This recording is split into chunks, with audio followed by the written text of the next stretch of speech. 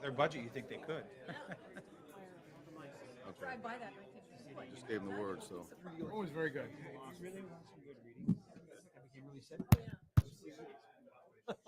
Okay, good morning, everyone.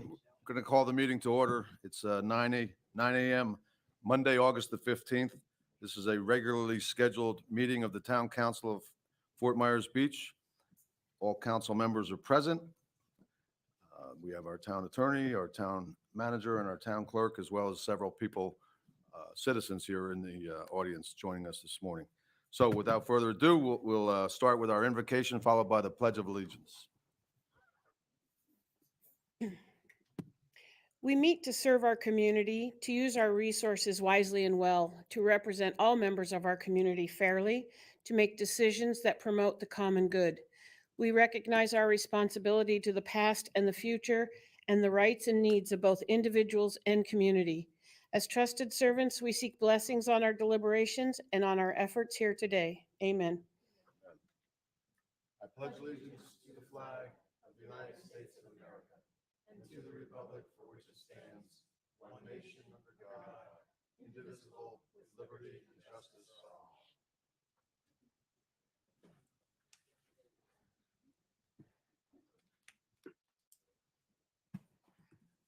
The next item is the approval of the final agenda.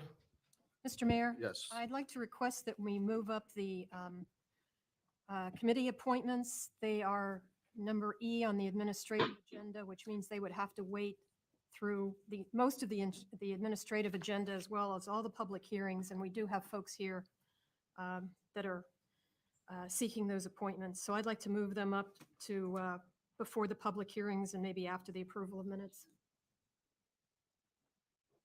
I'll second that. You don't think they want to hang around for all this fun stuff? Okay, that's fine. I'd like to add one other item.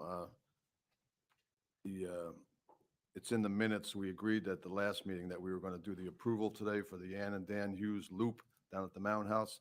And for one reason or another, that didn't make it to the agenda today.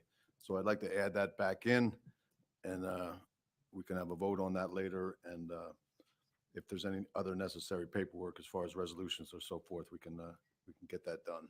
Right, Madam Clerk? Okay. I'll move to approve the agenda with the two modifications. Second. Been moved and seconded. Any further discussion? Any objection? The motion carries unanimously. The next item is public comment. Madam Clerk. Patrick Vanass.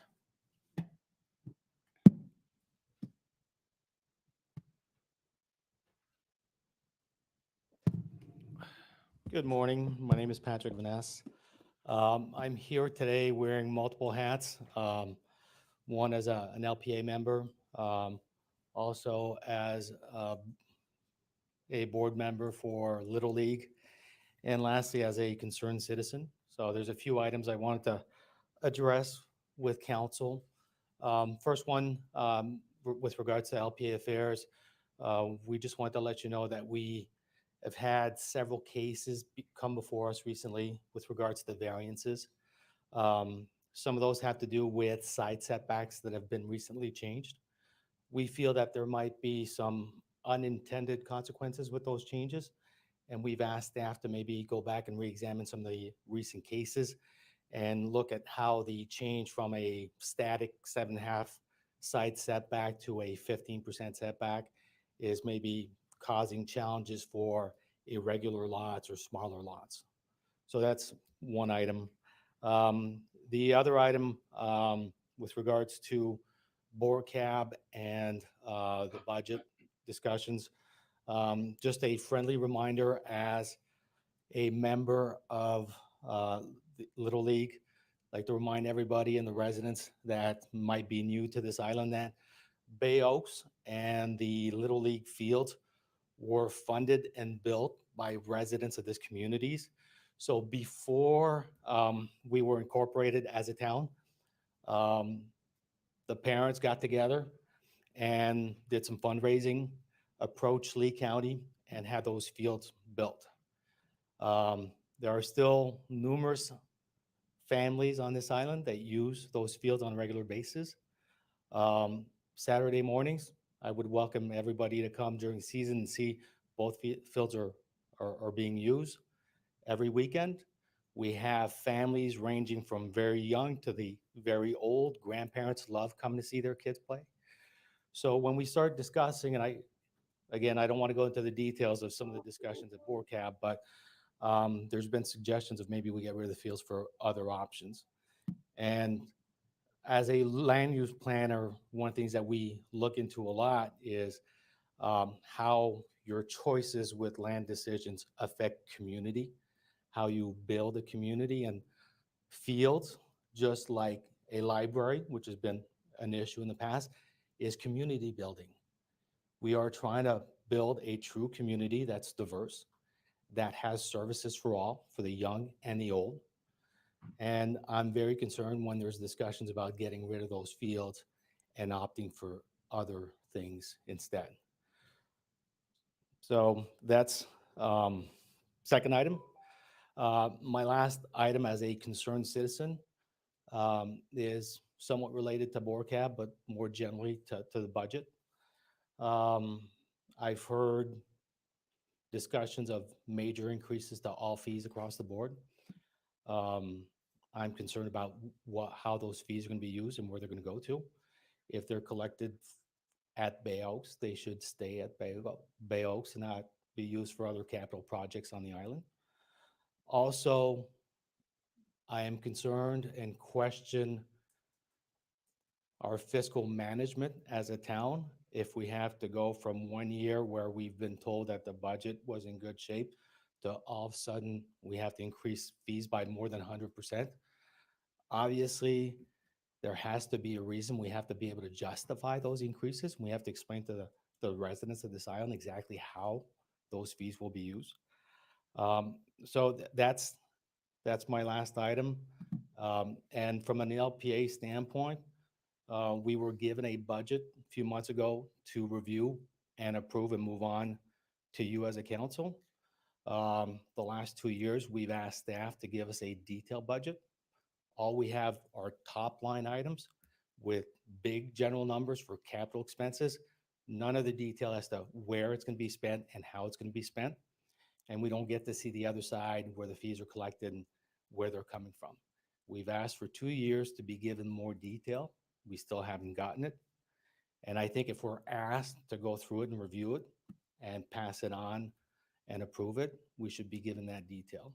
Also, I think what it would do is it would help you as a council to start vetting this. So if some of these issues of fees or where the money is going to be spent, it would be a public hearing where people can show up, it can be vetted, and then passed on to you. So with that said, thank you for your time. Okay, thank you very much, Patrick. Next, Madam Clerk. Sue Voivodich. Hello. I'm Sue Voivodich. I'm looking for an appointment to the LPA. I moved here from New Orleans in 1993, and I bought my house in 1998, and I've lived here full-time ever since. I've recently retired, so I have some time on my hands, and I figured I might be productive on a town advisory committee. And so I'm ready and available at any time. Well, thank you so much. Thanks for coming in and speaking. Next. That's all I have signed up. The rest are for the public hearing. Okay, is there anyone else here this morning that wishes to speak on anything else this morning before the public hearings? No, hearing none, we'll move on. Just a point, Mayor, you're gonna, Yes, sir. you're gonna allow comment from applicants for the LPA? Yes. When we do that, they're more than welcome to come up. I encourage that. Was that something? Did John cough? Okay. The next item is local achievements and recognitions. Start with you, Councilman Allers. I have nothing this week, Mayor. Vice Mayor. I guess I'd just like to recognize our public works people that are out there sweating and getting things done in the summertime. I drive by and I see them pulling weeds and doing lots of things that I know I can only last for about an hour out there. So I thank them for their service. I think we all feel that way. Councilman? Nothing this morning, thank you. Mr. Veach?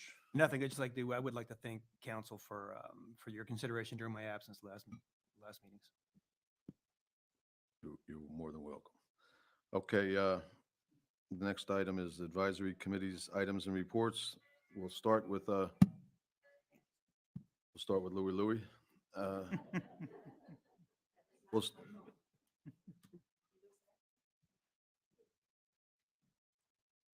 Good morning, Council. My name is Karen Woodson, and I'm representing BORCAB. First off, I'd like to say I agree with everything Patrick said on the BORCAB detail and the Little League fields and that kind of thing. Bay Oaks is basically built for our residents and families. The pool, the Little League, ball fields, the gym, after-school programs. I mean, that facility has grown as a facility for residents and non-residents. I think there was a published statement about membership that I think was very misleading. We went back and looked at the actual utilization of Bay Oaks. And for the pool alone, and this is a time frame from August of 2021 to July of 2022, there were 10,453 check-ins, or basically visits, to our pool. For the actual Bay Oaks Rec Center, between day passes and member check-in, in that time frame were 15,450. Additional pickleball, I was really interested in this, 2,603. That's the highest rate of any sport on this island, I think. We also have instructor-led classes there, and those check-ins were 1,473. So there is a lot of utilization of this area. I think when BORCAB met the first time and saw the rate increases, there was a bit of sticker shock. The rates had not been changed in 11 years, and trying to make up for that lost time, you can't do it all at once. We went back, we approved some things at a first meeting, didn't sit well, called a second meeting, went back, looked at all the rates again. I think we have gotten comfortable with the rates that I know that you have been presented with all of that paperwork. I won't go into each of the details, but I think what our goal is to have a 25-75% split. We're looking at, recovery costs. We're not looking to make any kind of money. I mean, this is basically a quality of life amenity for our island. So I think that if you look at the fees that we have proposed the second time around, I think they're much more realistic. We are nearing closer to that 25-75 split. We are not there yet. We'll have to make it up in years to come. Excuse me. But I do think it is something that we need to take a really close look at. This is a very utilized park and recreation center of Ireland. So I'm open to any questions that you may have. questions? Yes. Good morning, Karen. Just a couple of things. I watched both of the BORCAB meetings, and I appreciate everybody's efforts. Given your background, I think there's a couple things I think we ought to at least expound upon. Many employer-based health insurance plans have wellness programs that will help offset the costs of fitness facilities. I know my wife's plan will pay up to $35 a month. And I think a lot of people need to take a look at that now that we're starting to charge for the exercise facilities. And I think some of it will cover the pool cost too. Given your background, I've been interested in your comment on that. And I happened to catch Allison Geeson, who oversees all this, before the meeting. And I asked if our facilities were eligible for the Silver Sneakers plan, which is it's quite predominant in our area and quite honestly throughout the country. It's people who have Medicare and have a Medicare Advantage plan have free membership to facilities who are participants in this Silver Sneakers plans, of which there are many around the community. And Allison said that they've tried before, but because there's enough facilities that are in the program that are nearby, we don't qualify because of our geography. We're just too close to some that are already participating. And I wonder too, and this may be for our town attorney or Roger, I wonder if we could appeal to our member of Congress and or our U.S. senators, because it is a plan that's sort of federally based. I wonder if we could apply for a special exception to be a participant, given our unique status as an island, but also in more challenging during season, our traffic challenges that people can't get on and off the island. I think we may be uniquely situated for a special exception to that Silver Sneakers participation. I just got to thinking about that over the weekend as I was listening to your meetings, and I just didn't know if you had a comment on that, or Allison wanted to comment, or Roger. Just food for thought. Yeah, I think they're both exceptional ideas. I mean, I'm not sure how long, I've been on BORCAB for 3 years. To my knowledge, we have not checked into either one of those programs again, and why wouldn't we? I think it's, we did look at, used to have corporate memberships on here, and they weren't very well utilized, but at the same time, I don't know how well they were advertised, if we had people going out and calling on corporations or businesses to provide some of that subsidy.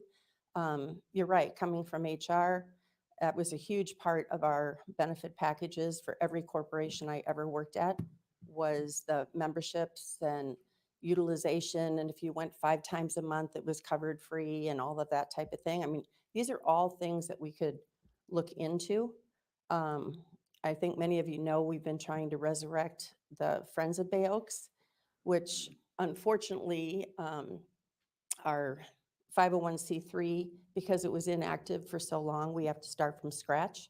And so we are really trying to resurrect that, get active again, but we need volunteers. And so I think the more people that understand what the issues are, the costs are increasing, that's across the board.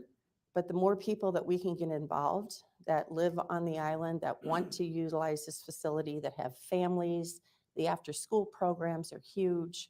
I think all of these should be a focus as we move forward.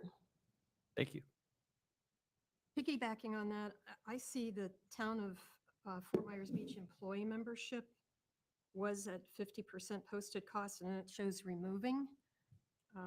It's about the middle of the first page. Yeah, It seems like if that would be something we would want to keep, that the employees of the town would have as a benefit, that they could use our facility at a reduced cost. yes, and we do, and I don't think that transferred correctly. Rexanne, we'll have to go back and look at that, because we talked about that, and we said that we wanted it either at 50% or at the very minimum, the resident fee versus non-resident. Okay. So we'll go back and look at that. Thank you. Anything else? Actually, I just have something for Roger. During the meeting, Roger, for those that didn't watch, came out and gave an explanation as to the fees that we're talking about. There's a little, I think, misunderstanding as to what the fees are for, what they're going to be used for. And I think you articulated it fairly well in the meeting on Tuesday. If you could, for those that didn't watch or haven't heard, maybe if you could just reiterate those comments for the people that may be watching now, to understand what these fees are in relation to the actual building of the building. Okay, well, with regard to the building of the building, these fees have nothing to do with that. So let's just be clear about that. I think I was clear about that to BORCAB. Building's not built yet. The fees are not funding the building. In fact, you may recall that on the add-on list that we've been discussing for next year, we're adding in money to the budget for FF&E theoretically, if the council approves that, and to begin in the last quarter of fiscal year 23 to begin to staff for the building. So when I met with BORCAB, I made it very clear to them that if their ultimate decision is that the fees are appropriate and don't need to be adjusted, they could have come here today and just as easily said, we would like to, rather than increase fees, to not go forward with bringing on the staff in the last quarter of the fiscal year and reduce the amount of money for FF&E. So that was an option that, of course, that was available to them and will be available to council when you take up the budget in September. But getting back to the building, most of you may recall that 2/3 of the property that comprised of Bay Oaks campus was not owned by the town. And after many years of unsuccessful effort to try to work something out with with our sister agencies, we finally were able to accomplish that. And as part of acquiring the properties from Lee County and the school board, we committed to do certain things. And we showed them the master plan for the campus. We showed them the fields, the 2 fields. We showed them the buildings. We showed them the playgrounds. We showed them the parking area. We showed them everything. And predicated on that, they decided to do the land swaps with the town. I think you all know, we secured a $10 million loan to pay for improvements at 3 locations, Times Square, Bayside Park, and the biggest project, only because it grew through the advocacy of the Board Cab Committee, from an entrance lot project which is currently being constructed. If you drove past it this morning, probably on the way to Town Hall, to a community center and redoing the fields and adding other amenities, such as pickleball courts. So that makes up the bulk of the $10 million. Now, while it's true that we're not sure that will be enough money considering the construction inflation, the fees and we're talking about generating another $150,000 in fees just because Allison's operating costs have gone up $150,000. The last couple of years, the council has stepped in and added money to her budget via the add-on list. But after it being sort of a recurring thing, it became very obvious that we needed to do something to her budget. And in my viewpoint, and at least I think in BORCAP's viewpoint, at least some of the fees need to be adjusted. So that's how we got to be here today. But the people who are trying to draw a line between the dot of the building and the dot of the fee adjustments, there's no line. Thank you for that. Thanks, Karen. Mr. Mayor, before we leave it, I just wanted to see if would my colleagues support me in asking our town attorney to formally inquire with the federal government and the Silver Sneakers program as to, first of all, why we were denied eligibility. It sounds like it was a geography issue, but to also see if there's room for a request for a special exception, given our unique traffic challenges on the island and our geography as an island. And I wondered if we could just direct our town attorney to research that and to potentially get in touch with either our member of Congress or our 2 U.S. senators to get some help in requesting a special exception. Because if we got eligibility for Silver Sneakers, I got to tell you, and there's a large percentage of our island would be eligible for free membership for both the pool and the workout facility, and through their Medicare Advantage program. So just, is everybody comfortable with that? Because I don't want to just leave that hanging, and maybe we'll have a directive to the town attorney to sort of probe that a little further. Sounds like a good idea. Okay, great. John, if you can hear us, that would be great if you could take a look at that. Yeah, Mayor and members of the council, I really think that the correspondence to the inquiry should come from the manager or from his staff. We will assist in searching and researching why possibly the initial designation was not given, and if there's a waiver or some other process that can be invoked or asked for additional review to get that designation. That's fine, John. Yeah, whatever makes sense. I have a couple questions. Go ahead. Now, one thing that came up in conversations I've had with the town manager is that part of the future expenses of Bay Oaks is now having an additional building that needs to be staffed. Because now you have the old gym and we'll have the new gym. And if there's going to be a building that's generally open during normal hours, I was wondering if Bay Oaks has ever looked into maybe limiting some of the utilizations of the old gym so that we don't need additional staffing, because that's a pretty considerable cost. It was looked at, I think what the discussion is that all of the offices at the gym would then transfer over to the new building, because the new building would be more of the administrative side. It would be the social side. It would be the quiet gym side, or quiet like for yoga, that type of thing. And what the gym then would turn into would be more of the hardcore workout facility and the basketball and the more aerobics classes and that kind of thing that would only require a small check-in area, but the rest of the staff, for the most part, would be moved to the administrative building. That was the outline from years ago that we talked about. Meaning the building would only be open when there was a class? No, that they would still have, they would have people on site, but it wouldn't be that all the offices, it wouldn't be dual offices, if you will. It wouldn't be dual staff. They would have maybe 1 or 2 people on the gym side, and then the rest of the offices and that type of thing would be in the administrative building. That's what we had talked about before. But I don't think there's a final decision on it. Roger, correct me if I'm wrong. So, right now, and I don't have the add-on list in front of me, but I believe we're talking about, to staff the new building, we're talking about adding 4 positions. And again, we were talking about bringing them on, that staff on the fourth quarter of fiscal year '23 to begin to get those people trained, so when buildings open, we can come up and running.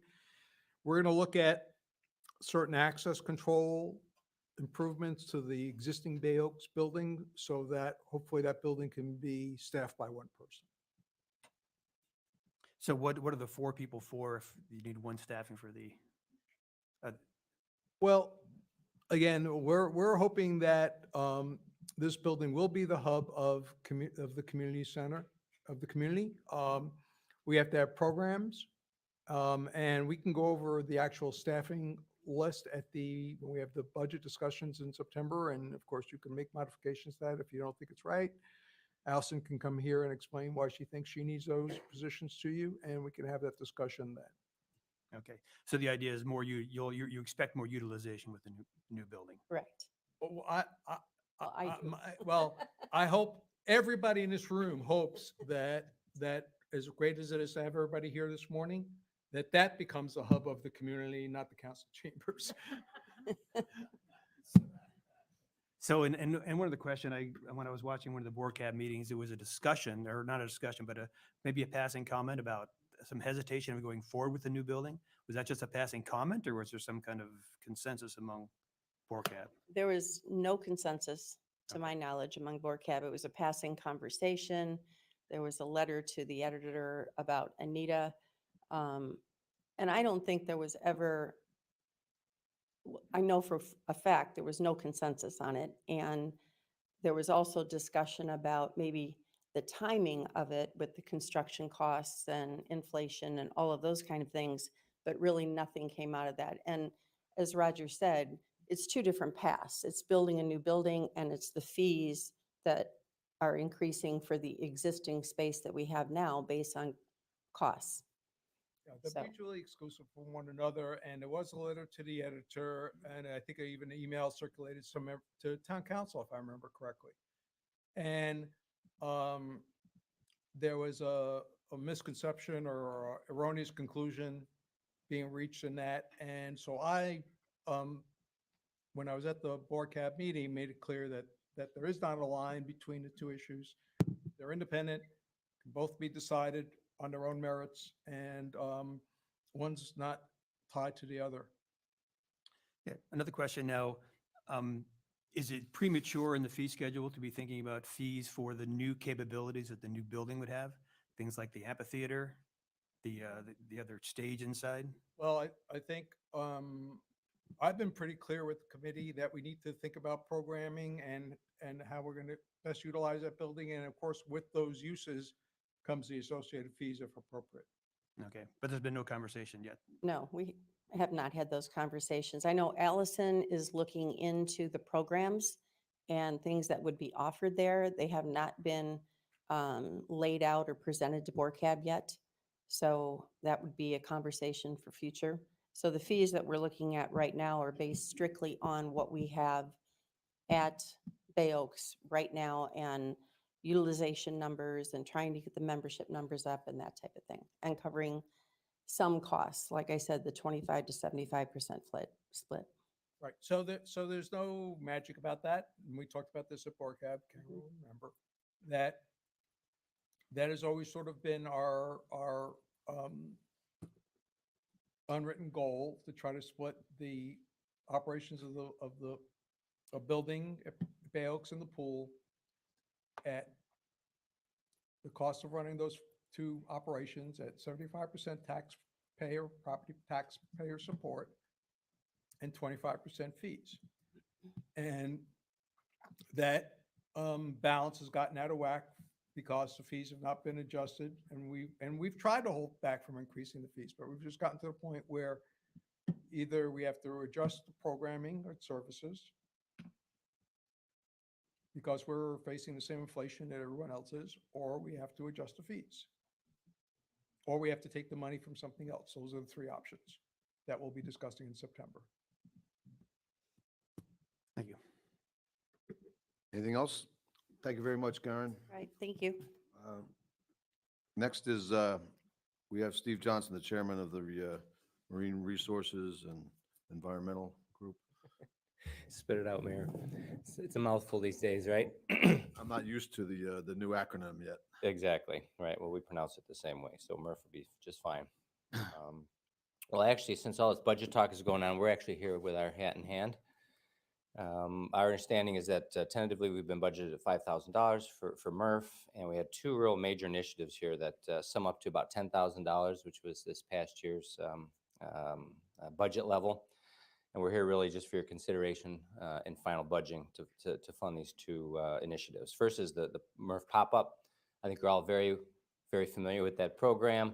I think from a cost-benefit ratio, it's through the roof. You know, for the few dollars it takes to run those, there's 70, 80 of these exhibits. Really, it's outreach, it's educational to residents and their guests.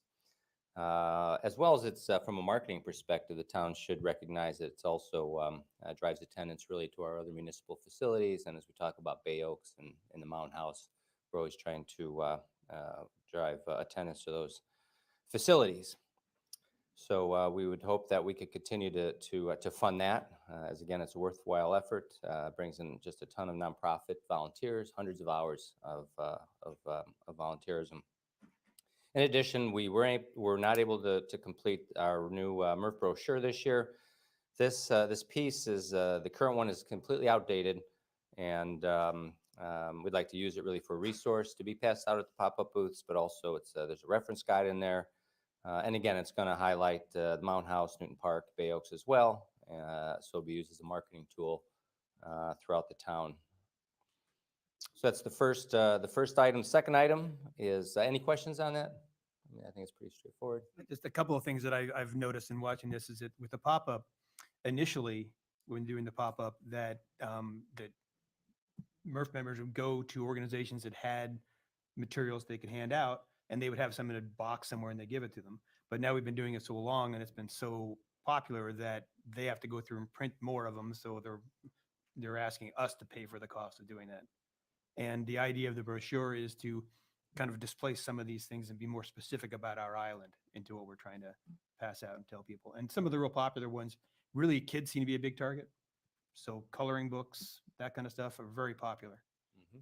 Steve, just for a minute, for the folks at home that might be watching or listening, we all know what the pop-up is, but can you give a 50-second definition of what these pop-ups do? Sure. The pop-up is a Murph program that's obviously supported by the town of Fort Myers Beach, and it's essentially a 10 by 10 foot booth that pops up at different points around the island. So whether it be Times Square, Bay Oaks, Newton Park. But essentially, there's a lot of materials there, and it's staffed by one Murph member, mandatory, and then also members from other nonprofits in the area, the Community Foundation, Lover's Key, Master Gardeners, Garden Club, whatever it might be, Audubon.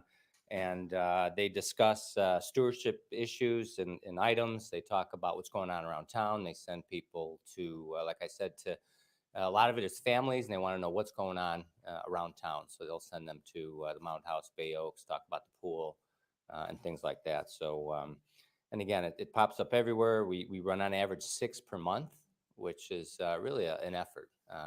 You know, setting this thing up, there's just a crew of volunteers that are just invaluable that help set it up and run it every month. So there's your elevator speech. Thank you. Mhm. Just a couple quick questions for you, Steve. Of those brochures and coloring books and other things, Mhm. roughly, how many do you think you hand out in a year at those pop-ups? Thousands. I mean, we touch thousands and thousands of people that come through there every visit. So it's hard to say. I mean, there's just Quite a few. cases of them. Yeah, quite a few. I mean, Jennifer's garage is just loaded with boxes that are donated for the most part. But Have you guys reached out to any of the local print shops to see if they'd be interested in like a partnership to maybe do some free printing, get their logo on it or something too? we haven't, but we're certainly considering that just because of the issue that Councilman Veach brought up, and that is that some of our sources are drying up. So they had a bunch of collateral, and now we've literally emptied their shelves, and now they're saying, well, to give you more, we're going to have to pay to print a bunch more. So we'd be happy to share them with you at a cost. And we're thinking, well, from an alternative standpoint, is there a better partnership that we can pursue to try to keep costs low? All right, thank you. So thanks for that input. Yep. So that's item number one. Shall I continue? Continues. Okay, this next one's the easy one. We had brought this back to you up in May, but essentially, really over the period of the COVID times, we had the Lee County Extension Service Master Gardeners inventory all of the Category 1 species, invasive species on the island. So essentially, they wandered every single street on the island, and from a public perspective, they identified invasive species. They logged all this information. We've got it in a master database now. And the ask simply is that what we'd like to do is actually publish it on our website in the environmental section of the website, just to more or less inform people that don't know what kind of vegetation they have, that are residents and property owners, that it does exist, and basically share the benefit of all that work that was done by the master gardeners. And I think a key here is that along with that information, there's a disclaimer from the master gardeners that said it's possible there's been a misidentification of species, but also the follow-up would be for any property owners with questions, they are directed to the master gardener horticulture help desk, which is manned Monday through Friday, and they would then provide any information, answer any questions, as well as take appointments on a volunteer basis to come out and actually evaluate your property and make recommendations if you wanted to pursue any kind of activity based on the information that we're providing. So the important thing, there is no involvement with town staff, so that should just free them up to do their normal activities. Steve, quick question on Mhm. that. I like the idea. Would you be including, for those of us that don't have a green thumb and couldn't grow something if they tried, Right. can you include pictures with it? So I would, for instance, know exactly what I'm looking at. Yeah, I mean, I think so, absolutely. The I think- description is great, but then I'm going to have to go look up what it looks like anyway. So Right, I believe, yeah, I believe there's about 12 major ones that are identified. And so we can include that information, at least to show you, to go out in your yard and say, okay, I didn't know that was invasive. So that's great. I Great, personally would really appreciate it. great feedback, absolutely. Yeah, I'd love to see this happen. Yep, okay, Me and I need you. yep. So basically with consensus, we can go ahead and do that? Okay, well, we'll work that out with the PIO then. And that's it. Roger, stay here for a minute, Steve. How have we been funding the MRF's operation so far, just on a as-need basis, or? Well, Did we we've given committees allocations. I believe their allocation in the past has been $5,000. If my memory serves me correctly. We're proposing to fund them again at $5,000, but we have a amount in case any committee has a project that puts them over the $5,000. We've given each committee 5, and that's, I believe, $4,440 or something like that. So it's almost a 10 they're asking for if the council gives them that extra Right. overrun money, if you will. And Murph has generated some donations from other organizations because of the pop-up. That doesn't seem like too much money for the bang for the buck that you're getting for it, so. Good. Can I just mention about the invasive, the list of properties is currently on the town's website. So you can look up, we don't say like, Mr. Jones, you're in violation, but we have a reference that you can see that list to see that if someone wants to inquire and see if their property was identified, we currently have that. So we could work with everybody to augment that. Roger, since you brought that up, can you let people know what that means? Should they? Yeah, that means the that, homeowner you wanna know, come yeah, in and so do- we're, so if what we say on that list is, here's a list of properties that potentially have invasive species on it. And if you get a building permit, by the way, we're going to make you as part of that permit requirement to remove that. So it's not where we're sending notices of violation to people. It's just where if you're curious whether or not your property was identified, you can go to that link, click on it, look up your address and see if it's listed.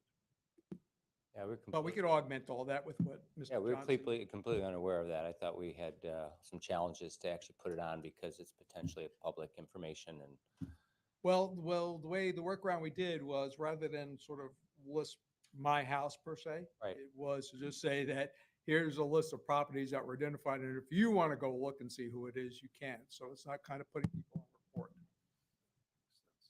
okay, well, we'll work that out then with you. Okay. Sound good? Thank you, Mayor. Thanks, Steve. Thank you, Council. Thanks very much. Thanks for all the work you guys do. Okay, we'll move on. The next item is the approval of the minutes for August 1st Town Council meeting and August 4th Management and Planning session. Are there any changes or corrections? I have one in the management, I think it was the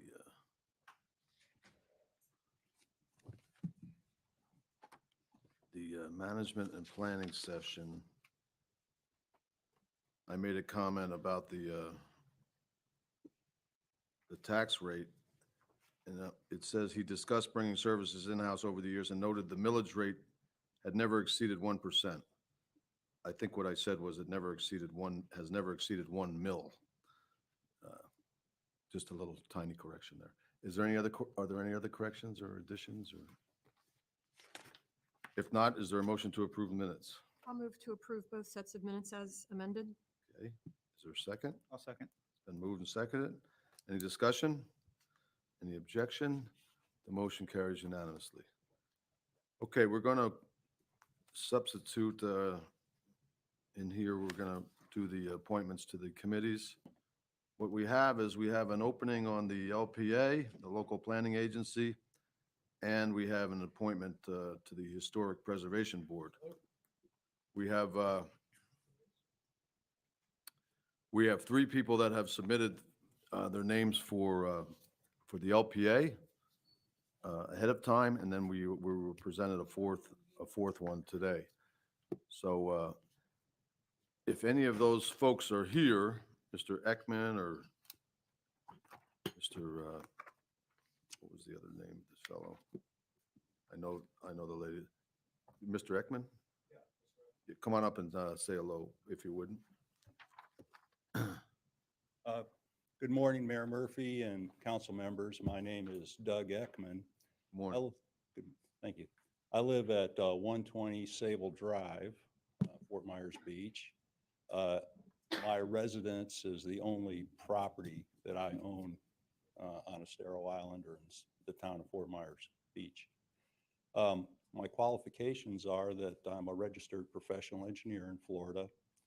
I'm a board certified environmental engineer. I'm a board certified water resource engineer. I was elected to fellow of the American Society of Civil Engineers. In my professional life, I've worked for town of Fort Myers Beach sometime in the past, but also cities like Marco Island, Sanibel. Currently, I'm working to create a sewer project on Captiva. One of my objectives and interests is to bring my experience and knowledge to my community, which I really like. Fort Myers Beach, I think it has a very unique characteristic. To me, it's a part maritime, part beach resort, part residential. And I have a personal interest in sustainable, resilient, and environmentally responsible development. And therefore, I ask for your appointment to the local planning agency. Thank you. questions. You're being humble, sir. You're also an MBA. You forgot Yes, to, sir. you Yeah, forgot to say I that. have an MBA degree. Yeah, I was impressed by that combination.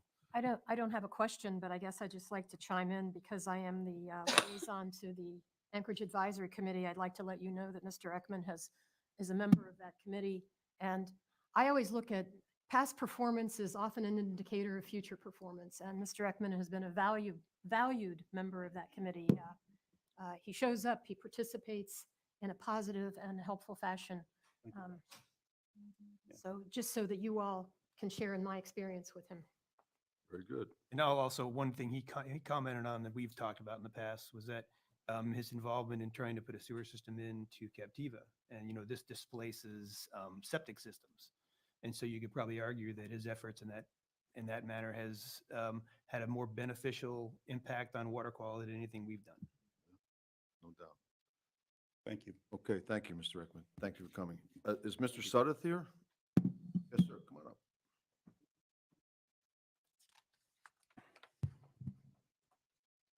Good morning. Morning. Thank you for the opportunity to introduce myself and Sure. say hello.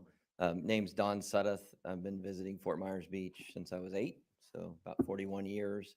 So I've watched a lot of the change happen over the years. Been a full-time year-round resident since 2016. Again, like to get, like others, would like to get more involved in the community and what some of the growth and try to find some balance between environmental sustainability, et cetera. You see my qualifications. I have an engineering undergrad, executive MBA. I'm an Indiana person like Mr. Adelholt from Purdue. I've been in the utility business for 27 years, telecom, water, sewer, electric, gas, wind, and other district energy sources of power in the US and Canada, also extending up to Alaska. So lots of utility experience like Mr. Ekman, and hopefully I said your name right. Apologize if I didn't. Again, that's who I am, and want to get involved in the community as best I can. And seems like the LPA is a good place to get involved based on my background and experience. Thank you. You're right. Thanks so much. This is very unusual to have 2 engineers and 2 MBAs. The quality of the candidates is really phenomenal. Thank you. Any questions for Don? Does anybody have a question? Okay. Thank you, sir. Thanks. Susan, was there anything you wanted to add to your earlier comments? No? Okay. All right. Thanks. And also, Joe Kirkbride is here this morning. Joe, you want to come up?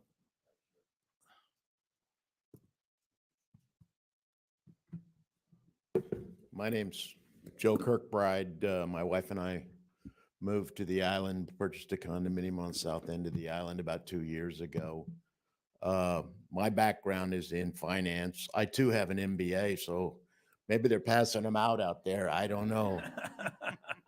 Anybody here that doesn't have an MBA? Yeah. I want to get involved in future of the island. We love it here. Absolutely love it. We're not going anywhere else. As the mayor knows, I was involved in the audit committee for several months until a medical situation forced me to resign from that obligation. That has been cured, I guess, or taken care of, so that I'm not anticipating any short tenure if I'm elected or if I'm appointed to the LPA. Good for you, Joe. Glad you're feeling better. Any questions? Questions for Mr. Kirkbride? Okay. Thank you, Joe, for coming in. Okay, those are the applicants for the LPA appointment. I guess we'll vote. Which, all 4 or 3? 4, right? I just say though, it really is an excellently qualified group of people, and there's a lot of other opportunities if this doesn't pan out for you. That's true. Good point, Bill. There's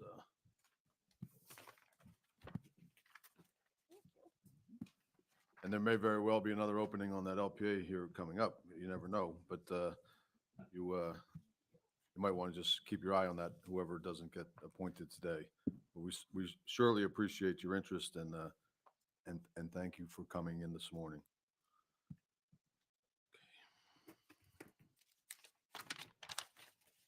Okay.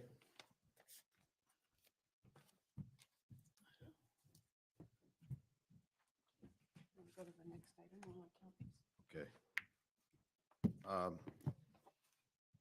The next appointment is not as much drama. The appointment to the Historic Preservation Advisory Board, and that we have Michael Yost has submitted his application for that. Mike, are you here? He's not here. Okay. Well, since Mike being the only applicant, is there a motion to approve Mike to the board? So moved. Second? It's been moved and seconded. Any discussion? Any objection? The motion carries unanimously. Congratulations, Mike. I'm ready, Mayor. Ready? Okay, Madam Clerk. With 3 votes, Douglas Ekman has been appointed or wins the appointment. Okay, thank you very much. Congratulations, Doug, and we look forward to great things. Thank you very much, and thank you very much to the other applicants. And as we said, Councilman Veach also said there will be other opportunities for this board and other boards coming up. So please, you're very talented, and this is the problem we face here. When there are more applicants than there are positions, we hate to turn people away, but please apply again. We would love to have you on these committees. So thanks so much. Thank you very much. Okay, we'll move on. The next item is the first public hearing. Second. Well, it's the second reading of, but it's the first one today that, okay, it's ordinance 22-1, the sea turtle conservation. This is the second reading and public hearing on proposed ordinance 22-11 entitled An Ordinance of the Town of Fort Myers Beach, Florida, amending Article 5 of Chapter 32 of the Code of Ordinances of the Town of Fort Myers Beach entitled Sea Turtle Conservation to provide for a tinted glass opacity requirement for all new construction and all renovations, retrofitting or window replacements to existing buildings to reduce the inside to outside light transmittance value, providing for severability, codification, scrivener's errors, conflicts of law, and an effective date. So we'll. Just a question, Mayor, before we continue. Sure. I would like to offer an amendment to this, and I don't know when's the appropriate time to do that. I don't either. Victor? Well, you can move to amend the ordinance if that's your decision. I'll defer to John at this point on the second reading. Why don't you tell us what you have, Bill, and then we'll. Okay, this actually came to me indirectly from one of the builders. The amendment that I like to propose is that before a permit is approved or a certificate of occupancy is granted, that the appropriate blinds are installed.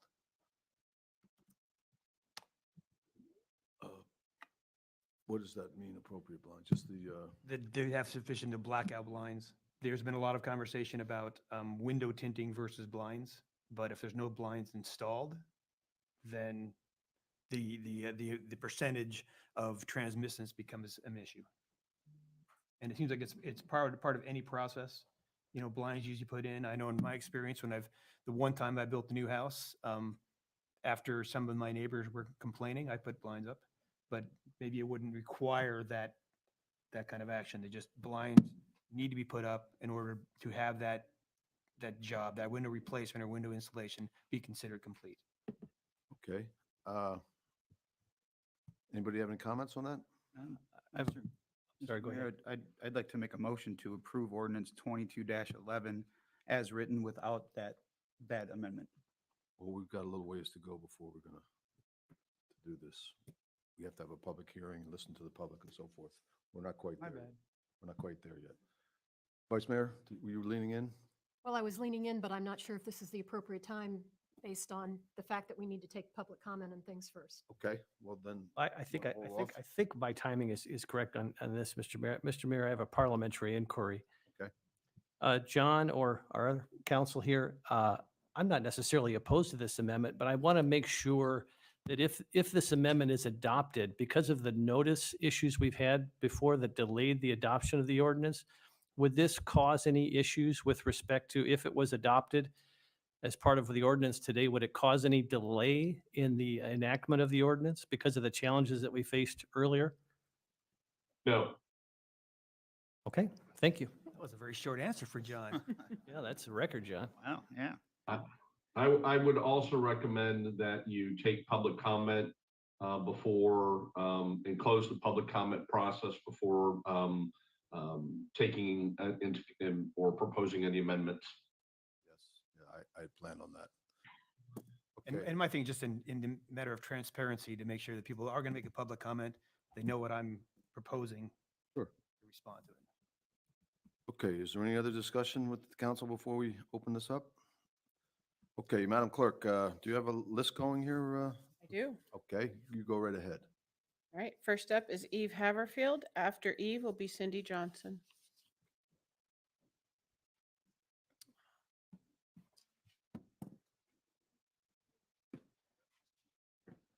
Uh-oh, I know what that is. Just, these are from this morning, from this morning's dig. So Eve Haverfield with Turtle Time, good morning. Morning, Eve. I'm here today to comment on the issue that's before you regarding retreating from the 15% window tint. It has been well documented that 45% inside to outside transmittance is not effective enough to prevent nesting and hatching sea turtles from disorienting. My advice is that the decision to revert to 45% be put off until the fall, and here is why. FWC is conducting tests and having discussions about changing their recommendations about window tinting. There will be more information regarding other tints that block light effectively when the results of the FWC study becomes available. And as you all know, when you have better information, you make better decisions. So I would urge you to delay the decision regarding the tint until the recommendations from the state are clarified. You may have other viable choices then as well.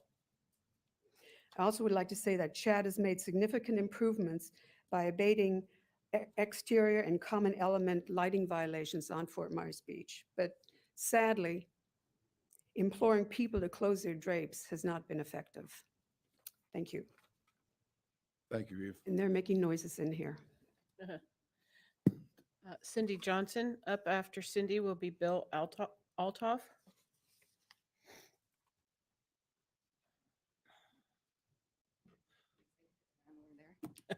Good morning, Cindy Johnson, resident and Turtle Time volunteer. Hope you all are doing well this morning, Council. So now the big philosophical question is, why is there a 45 tint requirement in the model ordinance?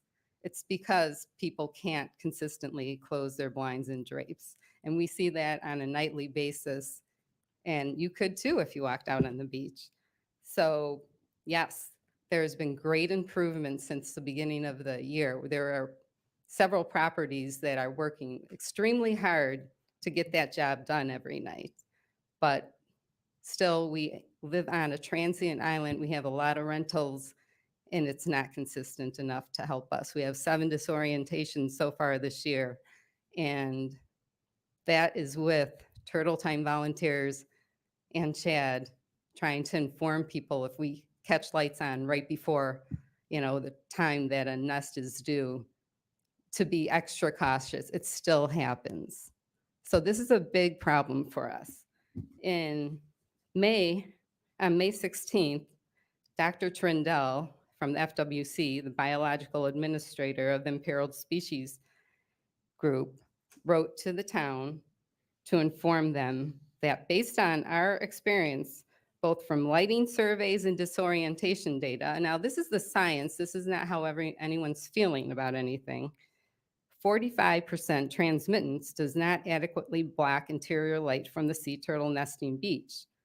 So how can we knowingly place that number 45 back in our ordinance as something that someone can put in their windows? And July 27th, Dr. Trindle wrote again, of course, some of the stuff that Eve mentioned. The FWC is currently working with the fenestration industry to investigate how tints darker than 45% affect hatchling orientation. The FWC are still working on testing hatchling orientation when exposed to glass with different tint levels. These studies are ongoing. However, the products provided by the fenestration industry include a number of tints that are not as dark as 15%, but appear to block light effectively. The results of this study should be available by this fall. And she wrote, it would be prudent to wait for those results before specifying 45% tint in this document.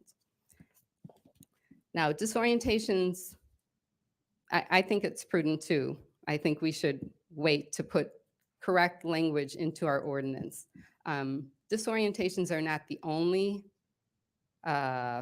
value to look at when we're talking about noncompliance of our lighting ordinance. The other thing is that female nesting turtles may not nest on our beach. They may come up and not nest on our beach because we have too much light on our beach. And so please keep all that in mind, and I hope that we use our science and use the facts to write a good ordinance this time. Thank you. Thank you. Bill Altoff, and after Bill will be John R. King.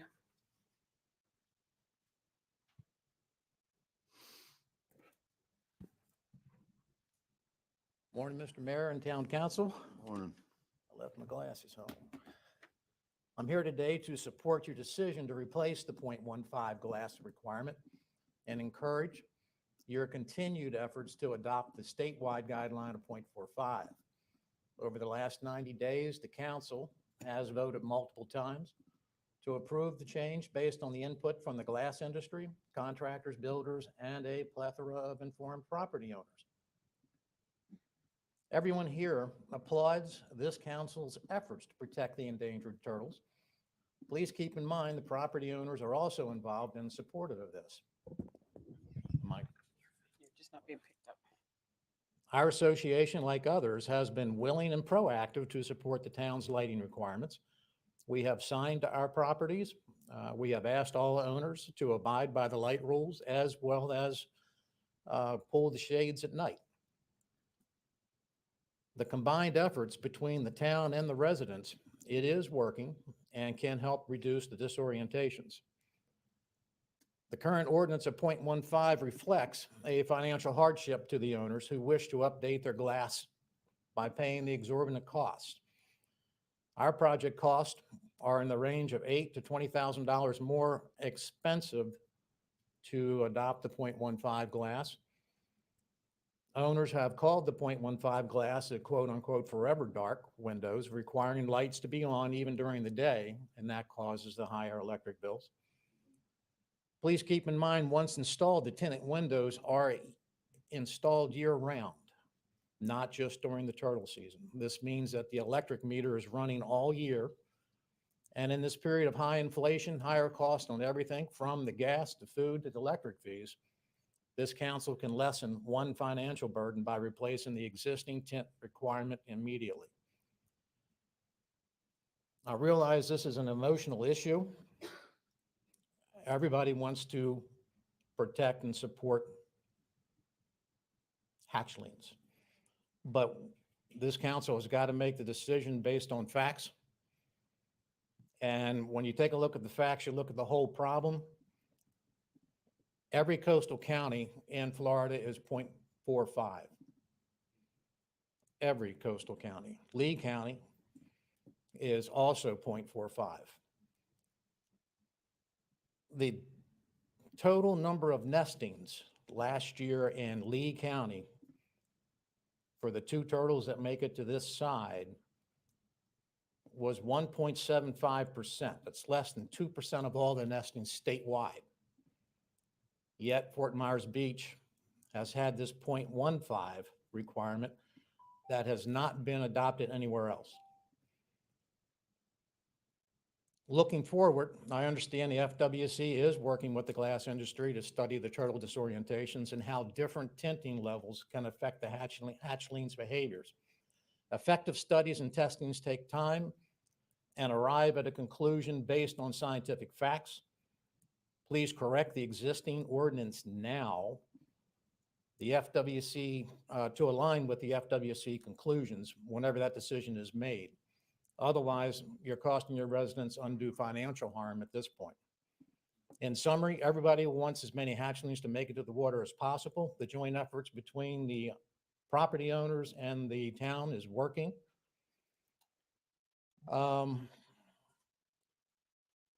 Basically, I can't read my handwriting. That's about it. Sorry. You know the feeling. Thank you very much. Thank you, sir. John R. King. After Mr. King is Mary Rose Spalletta.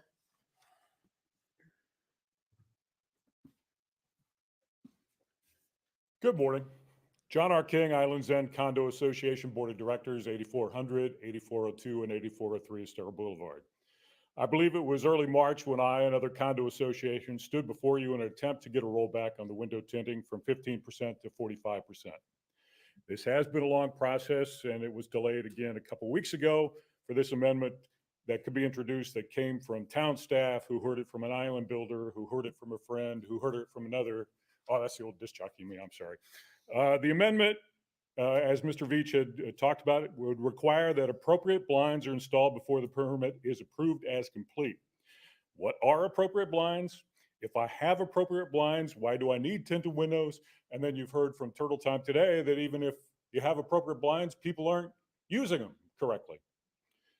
We've heard the glass industry representatives state that there is no science behind the 15% tinting, and that this standard is what FWC came up with after consulting with the auto glass industry. This issue has been sidetracked long enough. I urge passage of the second reading of the Sea Turtle Ordinance, bring it back in line with the state guidelines of 45%, allow those that have delayed their window and sliding glass door replacement projects the opportunity to move forward. Thank you. Mary Rose Spalletta, and then after Miss Spalletta is Jen Hatfield. Morning, Mr. Mayor and council. Morning. Yeah, this is a different perspective. I usually stand over there. I'm Mary Rose Spalletta. Nice to see you. It's good to be here. But I don't know that my message is going to be what necessarily people want to hear, because this yellow sign is what we put on every turtle nest. And what it states is that it really isn't up to us. It's federal and state law that we have a responsibility to protect our turtles. It isn't us. It's what we must do. First of all, the reason we're here is the ocean. We have a beautiful, beautiful beach, and it's clean and it's healthy. And the only reason is because we have sea turtles. And Florida is now #1 in the world for producing live, healthy sea turtles. It used to be Oman, but because of all the trouble they have over there, their numbers have dropped by 80 or 90%. It is up to us. And whoever says that we're only a very small percentage of the sea turtles that are hatched and thrive, I take issue with that. I don't think that's true. When you look at the number of nests that we have on Fort Myers Beach, and then add to that Bonita Beach, Sanibel, and all of our sister keys, islands, we produce a great number of hatchlings. And the only reason we do that is because people have been more than vigilant for 30 years. And right now, we are not living up to our responsibility.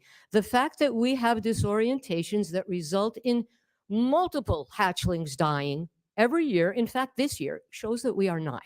So I therefore strongly urge us to take a stand. And even if the rest of the world is not doing the right thing, we should do the right thing. We know that lighting affects turtles. Females come up on our beach. If they encounter lights, they turn around and do not lay eggs. We call that a false crawl. We have over 150 of them this year. We know that hatchlings, when they come out of the dark of their cave, it almost is, they react to the light. And if there is light coming from people's apartment because without knowing it, they left to go out to dinner and did not close their curtains, the animals are disoriented and they use all of their energy floundering around going the wrong way and end up dead. We cannot afford to do, it's wrong for us to do that. So my point is we should adopt the strictest rules we can. And yes, I know it is a burden on homeowners, but with every privilege comes a responsibility. Those of us who have the privilege of living on the beach must live up to the responsibility of caring for our beach. And in reality, the turtles do not ask all that much. Good grief, give them darkness, stay out of their way. Thank you for listening to Mary me. Rose, just Yes. stay there for 1 second. Since you brought it up, I want to ask you a question. Okay. Hickory Island, Sanibel, Captiva, what's their requirement for this glass business? You know? I don't know. I see. I'm only thinking of us. I really don't No, but I'm care just about the curious rest of as the to what our world. neighbors are doing since. Well, I think the Bonita really doesn't have a lighting problem. They don't have to worry about it because they don't have yeah, but somehow they have no lighting problem there. Eve is the one who would know about this. And all I'm saying is us. And I think we should step up to the plate and do the right thing. I appreciate It's you. the law. Thank you. Thanks so much. Next. Jen Hatfield. It's not, okay. Good morning, Mr. Mayor, council members. My name is Jennifer Hatfield and I represent the Fenestration and Glazing Industry Alliance. Thank you. And I know I emailed some of you prior to the June meeting. I couldn't attend that one in person, so hope that information was helpful. We urge you to adopt the proposed changes that are before you today. We've provided you valuable information, we hope, in the last few months about what products are available, background on the 15% visual transmittance, and how we are collaborating with the Florida Fish and Wildlife Commission on testing to determine an appropriate VT range for turtles that also can provide adequate options for builders and consumers to utilize. One of the speakers said to write a good ordinance based on science and facts. That's what they asked of you. Your current ordinance is not based on science and facts. The 15% came from the auto industry. We were not, as an industry, targeting 15%. In order to meet the 15%, you will have to go down to at least 9% VT. And so what we've been doing is collaborating with the Florida Fish and Wildlife Commission to help, explain to them how our products work, the type of products we have. We sent them samples, and I'm excited that they have, completed the initial study. Now they're working to analyze the data. As somebody had mentioned in the email from Dr. Trindle, they were already noting tents higher than 15% that work. And I think people forget the ordinance says 45% or less. If everybody keeps talking about 45 and 15 exactly, 45% or less. And guess what? The industry doesn't target 45% exactly. A lot of times to meet that, you're going to have to put in like a 33% VT or a 21% VT. And we are looking forward to the results of those studies. But unfortunately, if you wait, you're now requiring this extra burden to homeowners where there's no proven science. So we would urge you to move forward with the 45% or less. It's what the rest of the state has, and come back when those studies are available. And although they may be available in an initial form in a couple of months, we don't know if that's going to yield other studies to be done. We've already talked to them about doing a couple of rounds. We want to provide scientific information that we eventually will believe will go into the model ordinance that all jurisdictions can look to. So I just think by postponing, you're really just kicking down the can of the road, and you're continuing to have an ordinance that isn't based on science either. We encourage you to pass that. We support data-driven best turtle management practices to ensure Florida continues to be the nesting site, as someone mentioned, for these wonderful creatures. I'll just say, as a Floridian myself, and as someone who was a University of Florida law student, I did their environmental law program, got to go to Costa Rica and help measure these magnificent creatures and count their eggs. So believe me, I want us to protect our turtles, but we have to make sure we're also basing this on science. So I'd urge your support for the ordinance in front of you today. Thanks. Thank you. I'm happy to answer any questions. you say your last name was Hatfield? Hatfield, yes. Did you all ever fix up that business with the McCoys yet, or? I actually, my neighbor growing up was a McCoy too. Right in the family. Got along great. All right. Well, therein lies the problem. We have one speaker that says there's no science to prove it, and then we have a previous speaker that says there is science to prove it. So there's obviously a difference of opinion here. Next, Madam Clerk. That's all I have signed up. No more. Is there anyone else that wishes to speak that has not spoken yet? Seeing none, we'll close the public comment portion of this and bring it back to the council. Now, Councilman Allers, if you're in the mood to make a motion, you're more than welcome to. All right, I appreciate that, Mr. Mayor.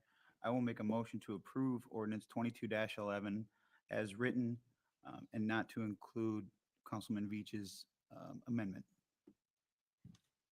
Is there a second? Well, I'm not quite sure you can make a motion like that. I mean, you can. I'm not sure you could make a motion sort of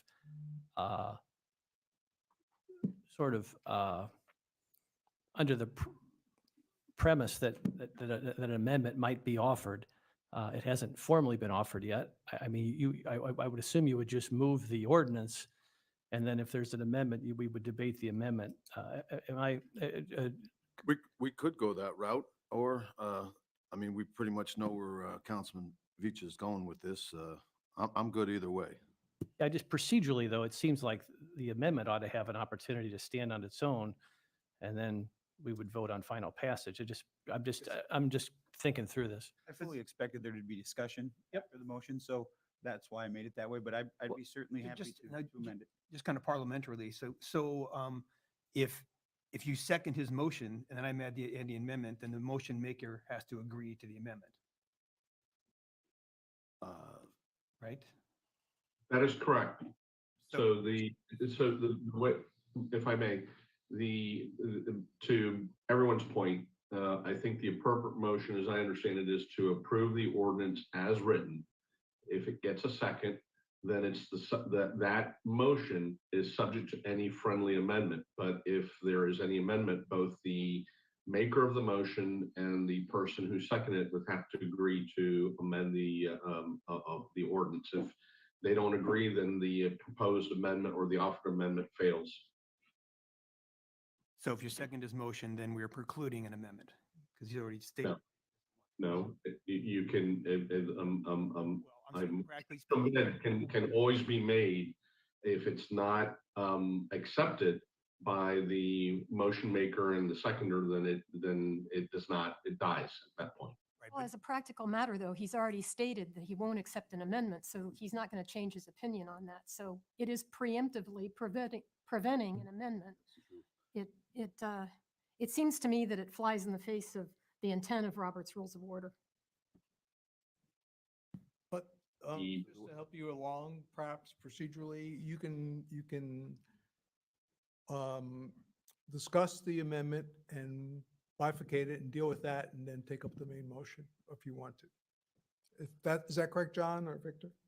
Yeah, I mean, the motion to amend can be bifurcated, but eventually at some point in time, it would get incorporated into the, would have to be accepted and voted on as part of the motion, or if no one seconds this for discussion purposes, then someone can make a motion to approve as amended.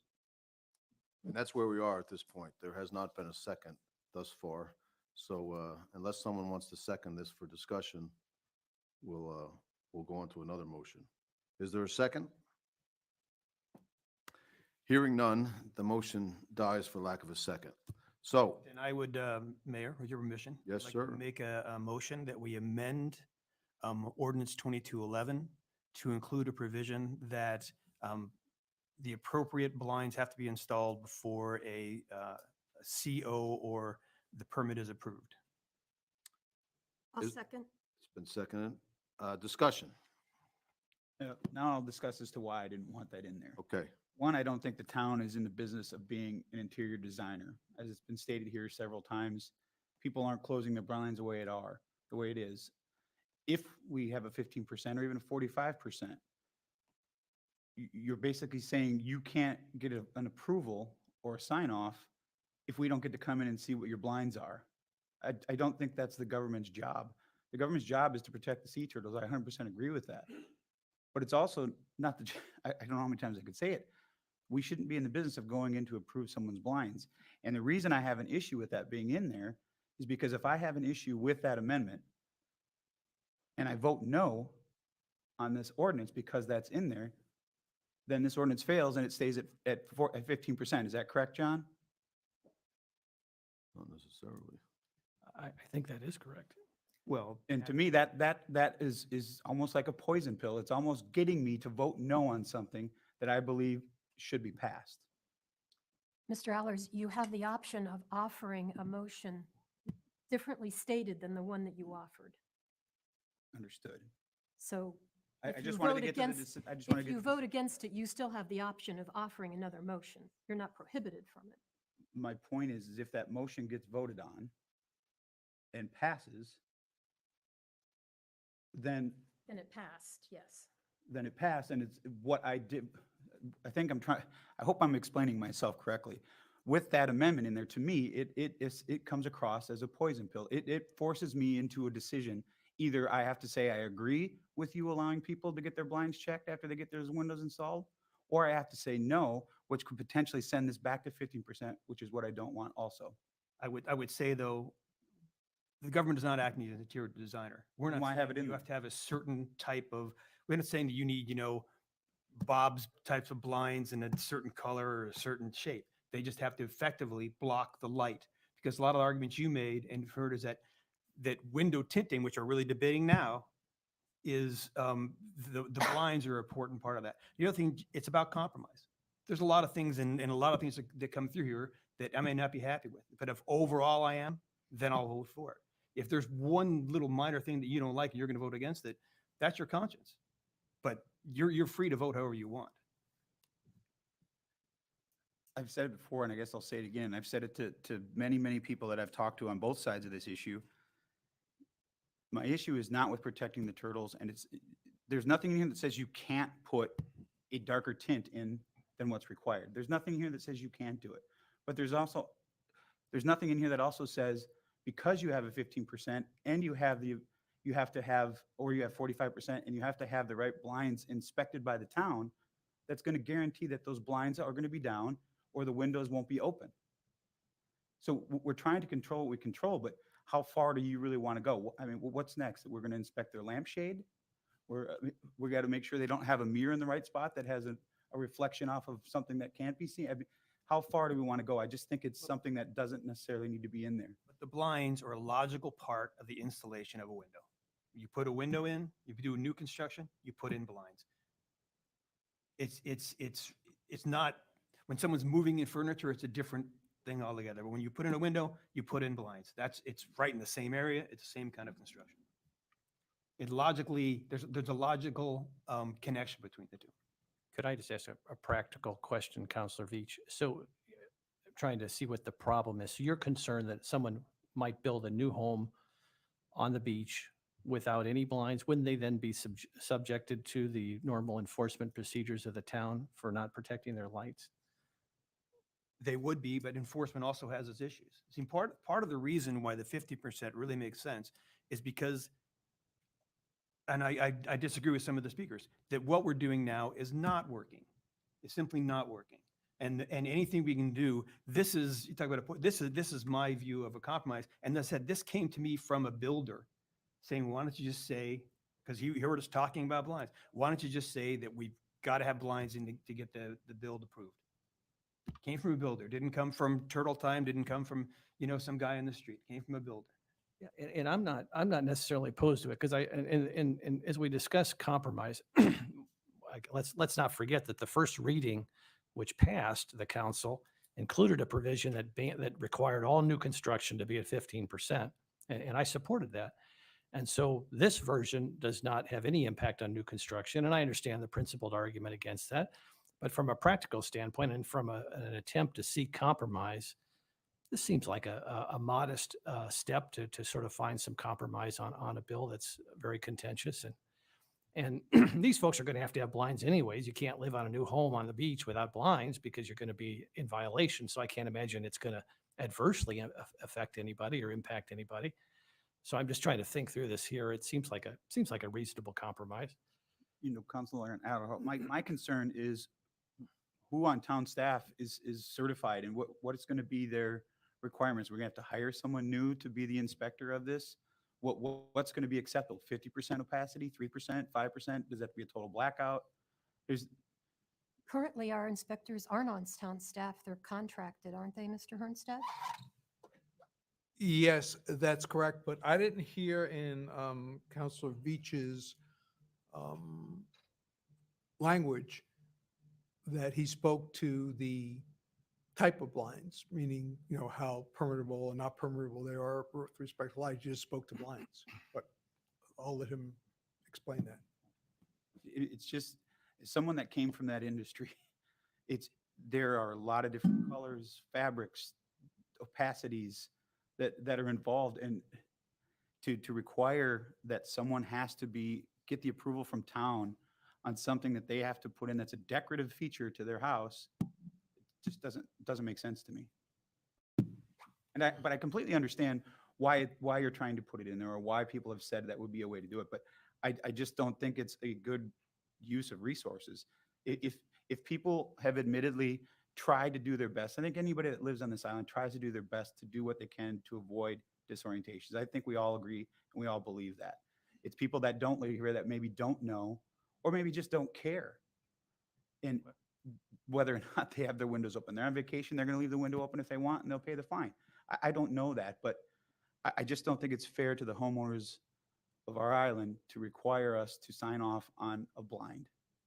Yeah, I think as long as we keep it to blind and without any prescriptive language, which it currently doesn't have, I mean,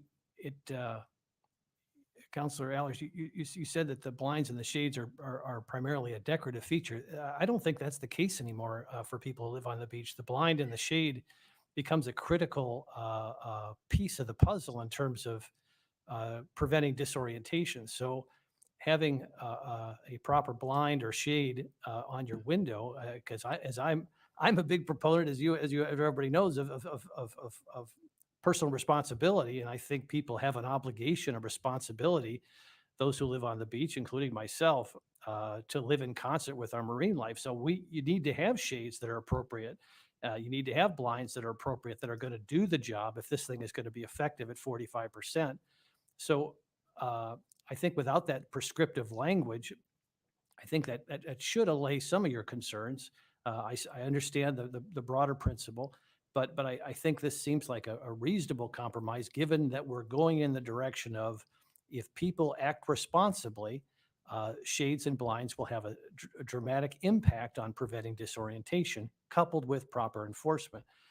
So again, personally, I'm comfortable with this as a compromise. But I would, just to clarify for the town manager, and as you know, you said you've been in the business, and most blinds are rated with a amount of light that they block. In our house, we have the 45% windows, and then we have blackout blinds, which are like 96% blocking. I don't think that's really necessary, but I think that it's probably satisfactory to say that like an 80% or more opacity would be a satisfactory number for a blind when you're on top of a 45% window.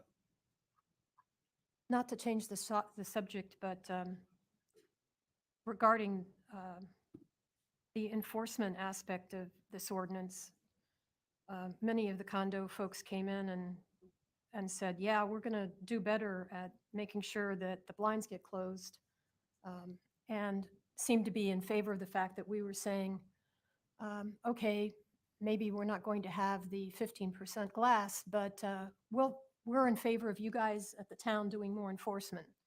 And so we did. We are still having disorientations. And in addition to that, I've gotten at least 2 letters from condo associations threatening to sue us over our enforcement now. So just so that the folks of the town know that, that's what comes about from the stricter enforcement. We're going to have more lawsuits now. So that's not turning out to be a very good solution either. And I wanted that to be in the record, that we have received these threats of lawsuits, because no one had mentioned that yet. Okay, and I understand, and I what you're saying, but I think I would like to keep the talk about this amendment, and then once this amendment passes, we can talk about the ordinance. I thought we were having a general discussion of the entire motion. Part of the motion is that whether we pass this or leave things as they are. So I wanted to have it part of the record that the town had been threatened with lawsuits over this. So But noted. I seconded the motion for the amendment. I'm not saying I've changed my mind about that, but I wanted to add to the record. Vice Mayor Hasselfrost, in your legal, you've got the legal expertise or background. Do you think with this amendment that those lawsuits could potentially go up or go away or neither? I think that they're not going to go away, no. But I don't think the amendment has anything to do with it. I think the fact that we ratcheted up enforcement, because that's what this council instructed staff to do, was to ratchet up enforcement because of the fact that we thought we were going to be changing the percentage value on the glass. And the ratcheting up enforcement certainly didn't show that the condos were going to go along with us nicely on this issue. They say they want us to have the 45% glass, but yet when we ratcheted up the enforcement, they responded aggressively. Well, let's not indict all condos on this. It was two that sent that letter. John, could you comment on the seriousness of the claims that of those litigious letters that we received?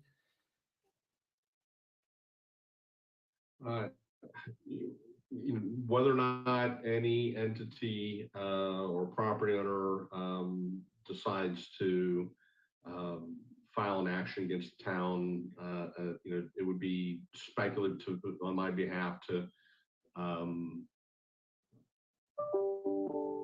pass judgment on. John, Can you hear me? yeah, I'm talking about the two that we've already received. The concept that condos, unless the town identifies the specific unit number, the condos would be exempt from the enforcement. Could you comment on the legitimacy of They're those? not. Okay, so that issue has already been resolved at the staff level, just to make everyone understand and make it clear. The manager and I have already spoken. We've followed up with conversations with Ms. Saunders, and the requirements of the law is that the individual unit owners or the property owner that's causing the violation is the entity that is ultimately responsible for compliance and would be issued a notice of violation. That is not to say that individual condo associations may not be subject to notice of violation if the common element lighting is in violation of this ordinance, as it ultimately either exists today or may get adopted in the future. And that situation would be dealt with on a case-by-case basis. So the two letters threatening litigation, they've been resolved. Is that what you're saying? Yes, sir. Thank you. Madam Vice Mayor, another. Well, I'm sorry to interrupt. Just to be clear, the process has been resolved.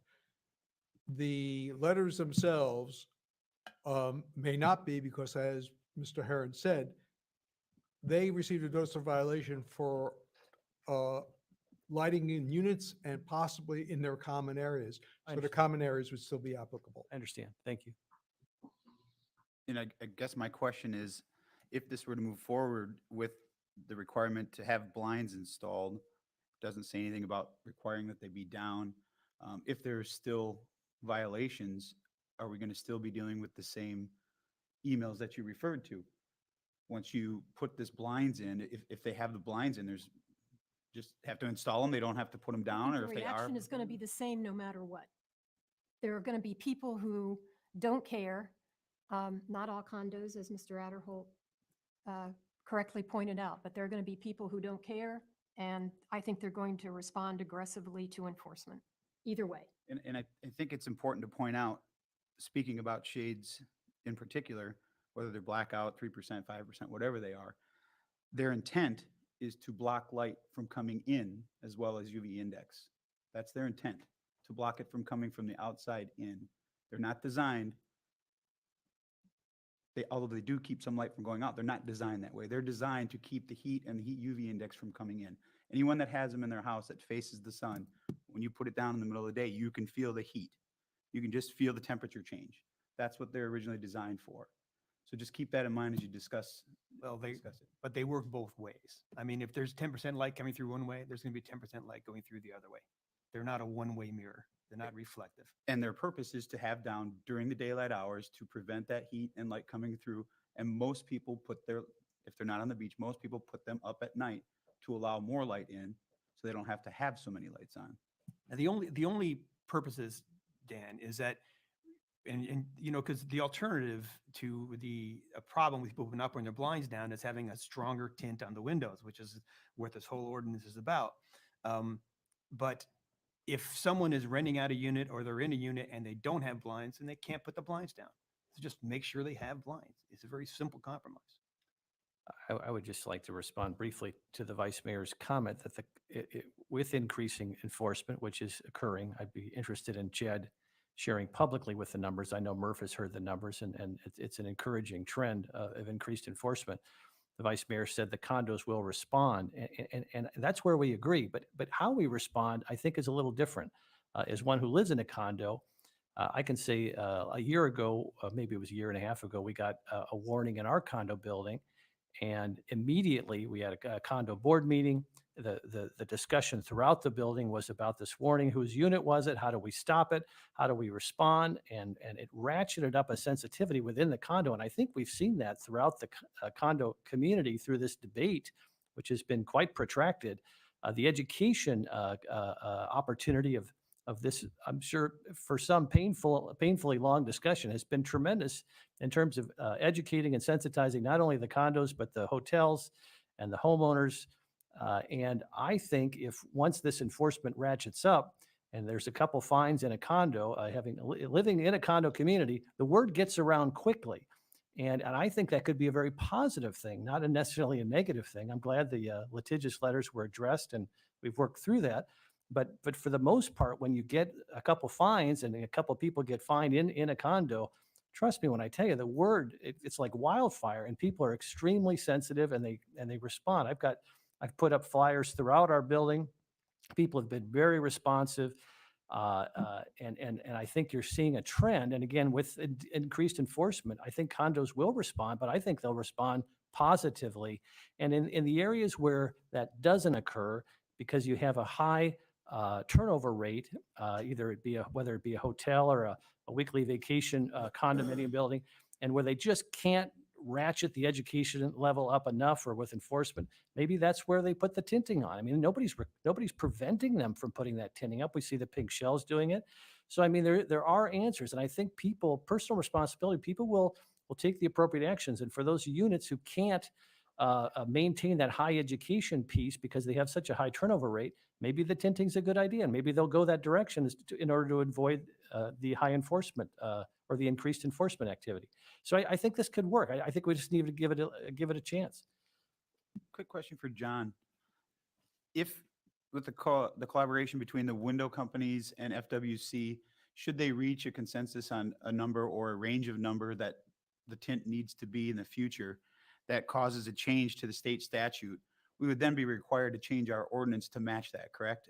At a bare minimum? Yes. Once the model ordinance is updated, we would in turn need to update our ordinance. But in the interim, John, the state mandate would supersede our ordinance anyways, correct? It's a model ordinance. It's not mandatory. But just to clarify that point that Councilor Allers was making, one amendment that you could contemplate would be to say that it's going back to the 45 or whatever level the state says. So let's say you pass 45, going back to 45 today. And tomorrow the state says it's 44. You could put the state standard if it's less in your ordinance, so that it would self-adjust if it does get changed. Is that not correct, John? Yes.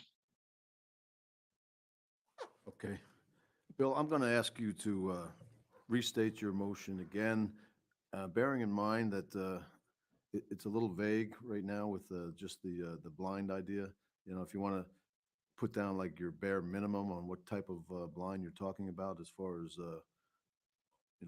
how thick it has to be or how, I mean, a blind can be a blind. I mean, you could put a shield up there. It's not going to do any good, right? So you have to put something down there to identify. Okay, well, just to restate it, I would say that that any window replacement or installation would not be considered complete unless are there blinds installed that, let's say, that block at least 80% of the light. Mr. Mayor, I just got confused there. When you say any replacement, I thought you were just referring to new construction. Have you expanded the amendment? I would say any window because they're all windows. So I thought your original amendment just affected new construction. So this is now all condos? Is that what you're saying? Everybody on the beach? That replaces a window. Oh, I misunderstood. I thought it was just involving new construction. And probably most replacements already have blinds.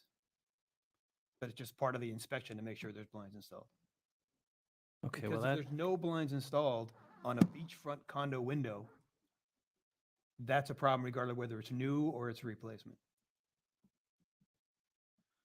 okay, now I'm starting to have a little challenge here because I thought it was just involving new construction. So help just walk me through this again. So if a condo replaces their windows at 45%, as part of that replacement process, they'd have to have the town determine that they had the appropriate shades. Is that what you're saying? When the window, well, there's an inspector who goes out anyway, right? And inspects the window installation. At that time, they also inspect for blinds. So it's not even a separate visit by the inspector. It's just part of the inspection for the window.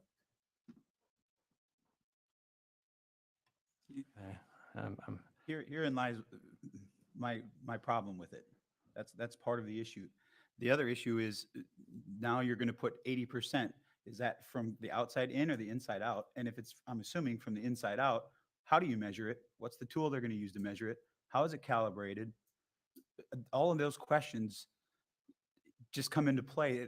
Now you don't get your sign off on your permit because it may or may not be 80% that Now allows light through. And if you're standing at the beach, there's no way your eyes are going to be able to tell you if it's 80%, 40%, 10% Hey, blockage. Dan, you said you're in this business, right? Most blinds have a number they're rated. Again, Like from the outside in, not from the inside out. Whatever way that reads. Unless there's something that I haven't heard of, but that could be possible. I don't think there's a difference between inside out and outside in. So if a condo, and we have a real life example, is going to replace all their windows, there's been one that's been communicating with us. That's desperately trying to get some certainty. They're going to replace all their windows. As part of that process now, they're all going to have a blind that doesn't have any specific certification, but just a blind. It seems very vague at this point for replacement. I understand having building a new home that has nothing, but these are condos that some already have shades. I'm sure they'll be able to save them or salvage them as part of the replacement process. So now they're going to have to. I thought, okay, I was under the impression this was just new construction as a compromise because originally we included new construction as a 15% requirement, which I thought was a fair compromise. Now we're going to involve all replacement windows with the shade requirement. I thought it was just new construction. So I'm unless you can give us a little bit more clarity, Councilor Veach, you're starting to lose me a little bit here. I'm sorry. I know when I've done window replacements, they do the inspection. There's some things they look at, right? They're looking to make sure you have the correct number of fasteners in.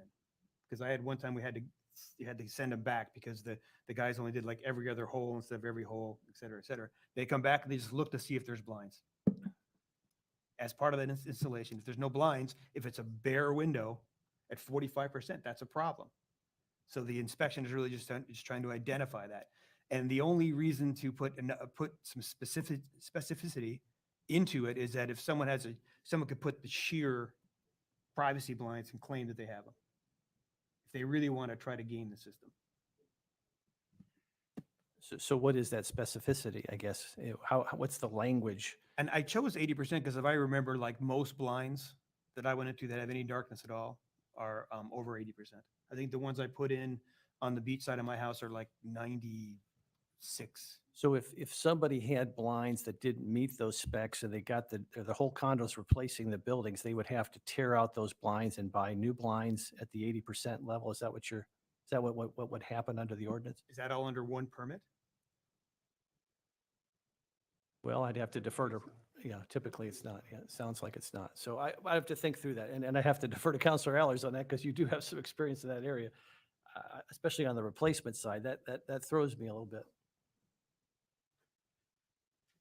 I mean, So- go ahead, I'm sorry. I'm just trying to move this motion along.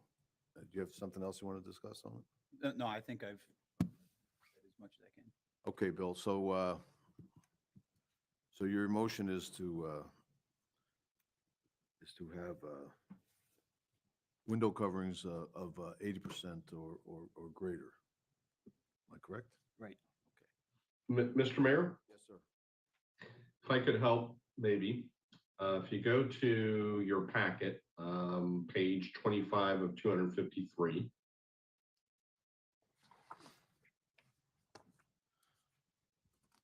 Okay.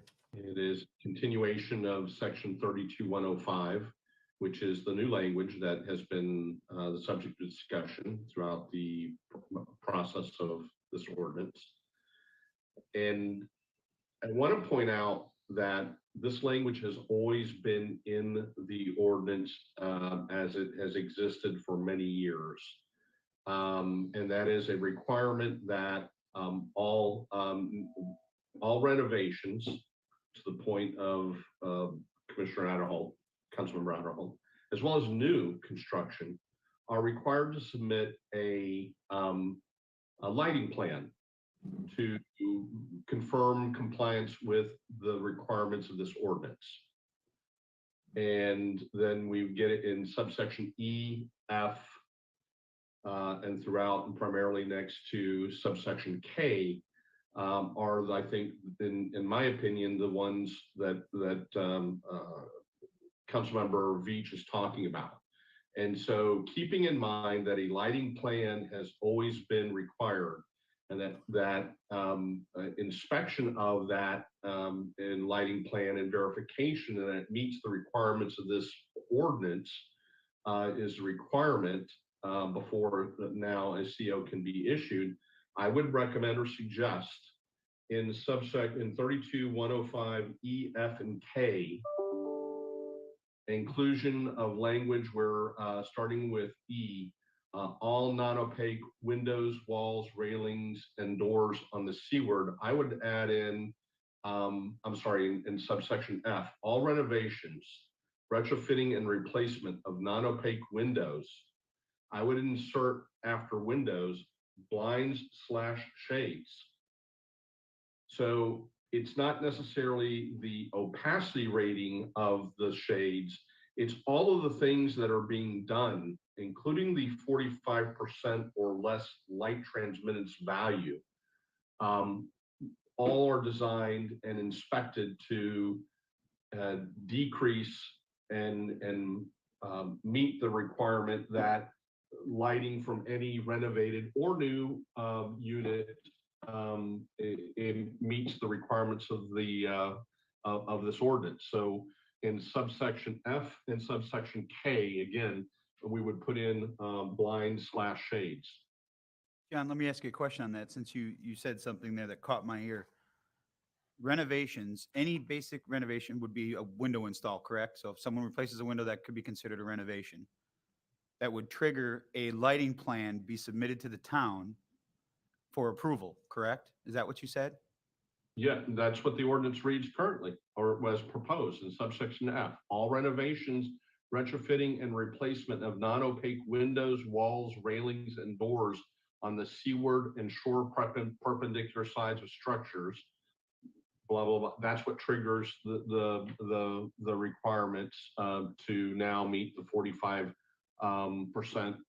or less opacity requirement.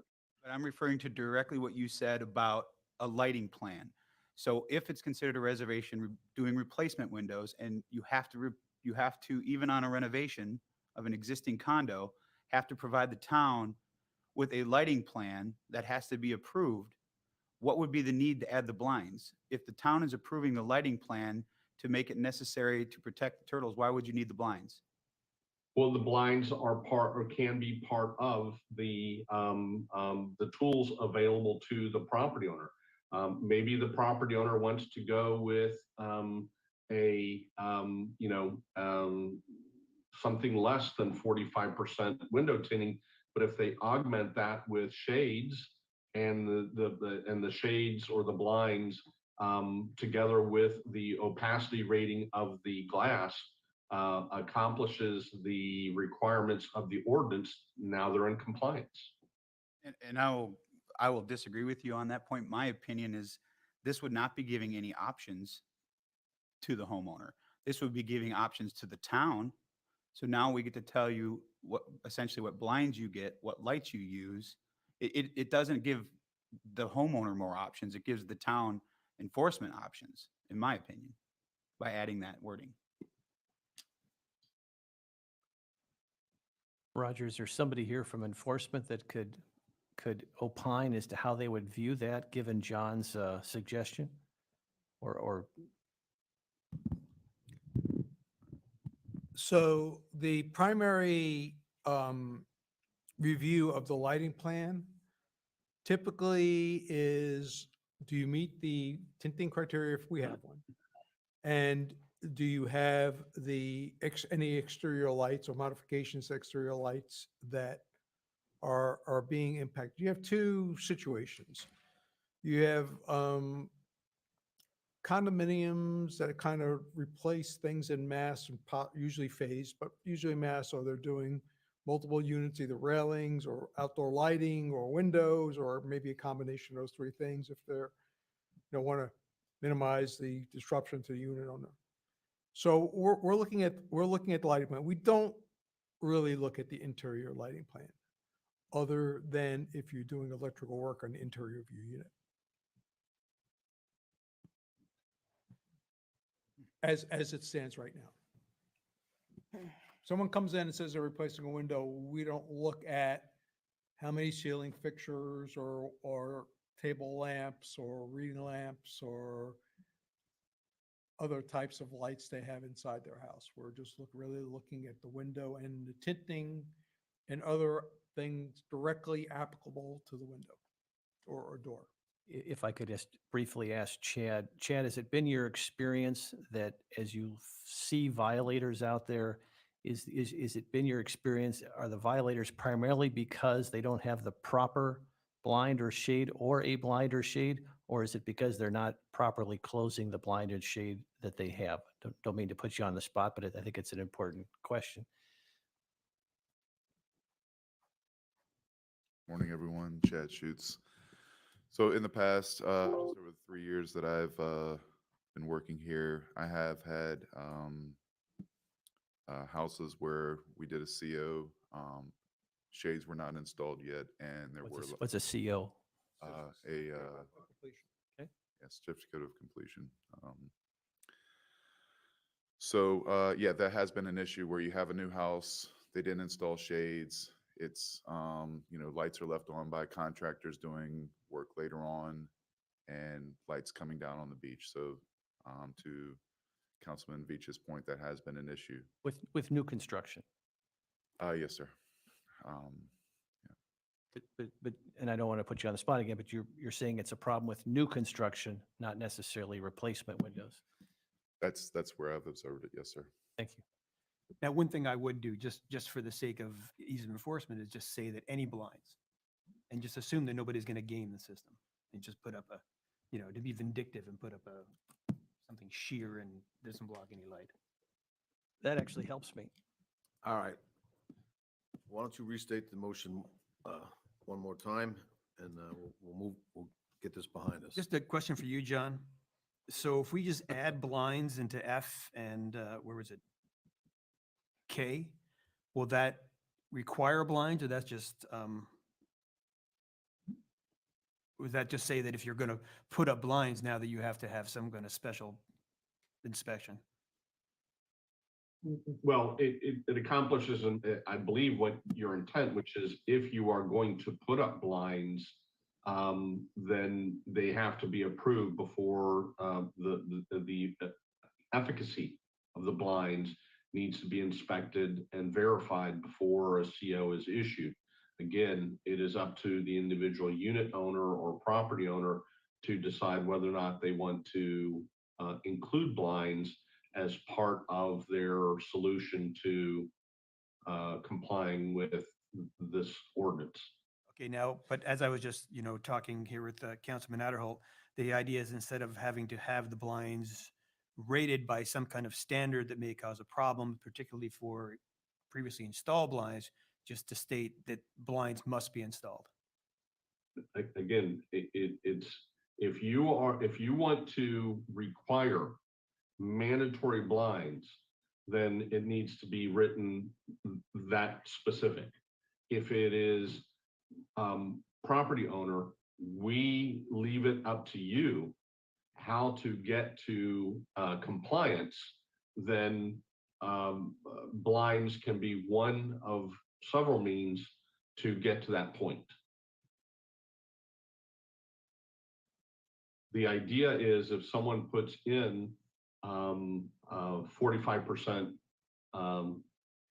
opacity glass, as is currently being written, then do they need to put in blinds? We leave it up to them. Then ultimately, again, before the CO is issued, staff does the inspection, which is primarily going out onto the beach at night and telling the property owner, okay, turn on all the lights inside your unit or your home, and can we see it from the beach? Would it cause a total disorientation possibly? And if it does, then go back to that property owner and say, well, you need to take additional steps because they're still non-compliance. And that at that point in time may include putting in blackout blinds. Okay, well, I'm trying to go the other way with this, John, just to make it simple, is to say that when you replace a window during the inspection, there's got to be blinds installed, and when you put in a new window, there's got to be blinds installed, but leave it up to the homeowner exactly what they're going to put on their window.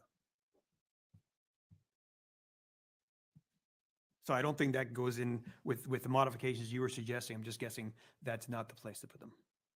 No. Okay, so then to say that blinds must be installed before we get a CO or approve a permit, that would just be part of the ordinance then?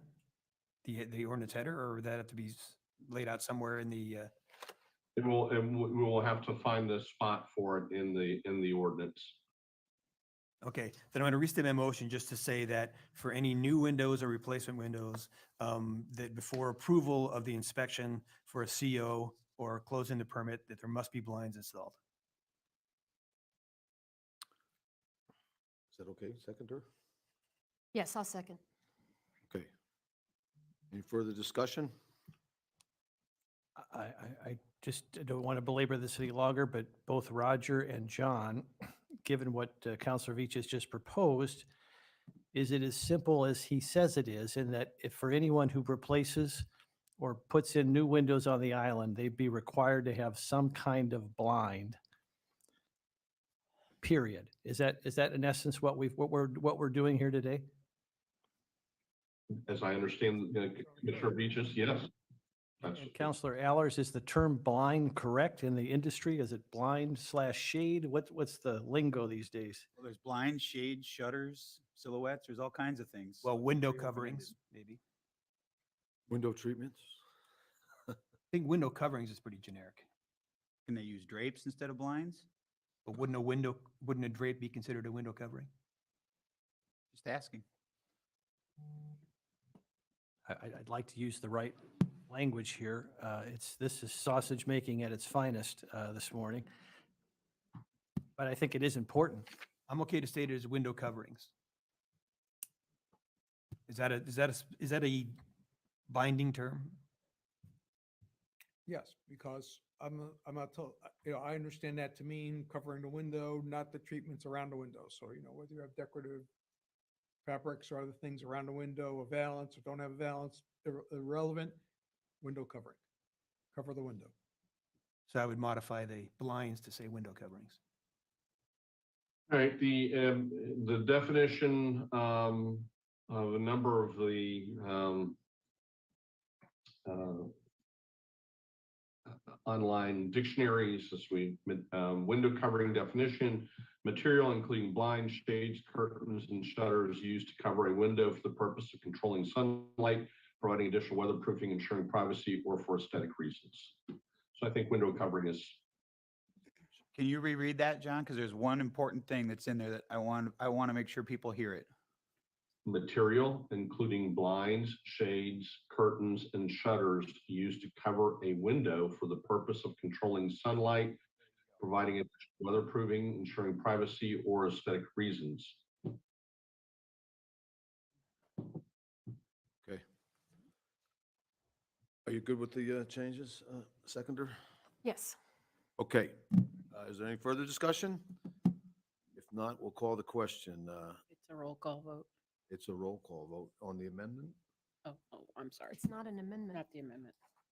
He made a motion that included an amendment. Oh, is your We're not voting on an amendment. Oh, I thought we were just voting on the amendment. It's the ordinance as amended. Are we voting on the ordinance as amended or to put the amendment into the ordinance? My understanding was that the motion you made was the ordinance with an amendment. That's correct. Okay. That's my understanding as well. The motion was to amend the ordinance. Right. Very Move important the distinction. ordinance, then you don't have an amendment. It's an ordinance with an amendment. You move the whole thing. Okay. All right, in that case, we will have a roll call vote. Councilman Allers, No. Vice Mayor, Yes. Mayor, yes. Councilman Adderholt, Yes. Councilman Veach, No. you voted against your own motion. Just I to make- voted no. I wanted the amendment, Just to make it but the exciting. motion itself, and we've done this before, where someone has made a motion to amend it and then voted against it. Okay. The motion carries with Councilman Allers and Veach dissenting. And Mr. Mayor, if I may just briefly, I want to, for anybody that may be reporting on this out there, the reason I voted no was not to move it back to 45%. It was because I do not believe that amendment should be added.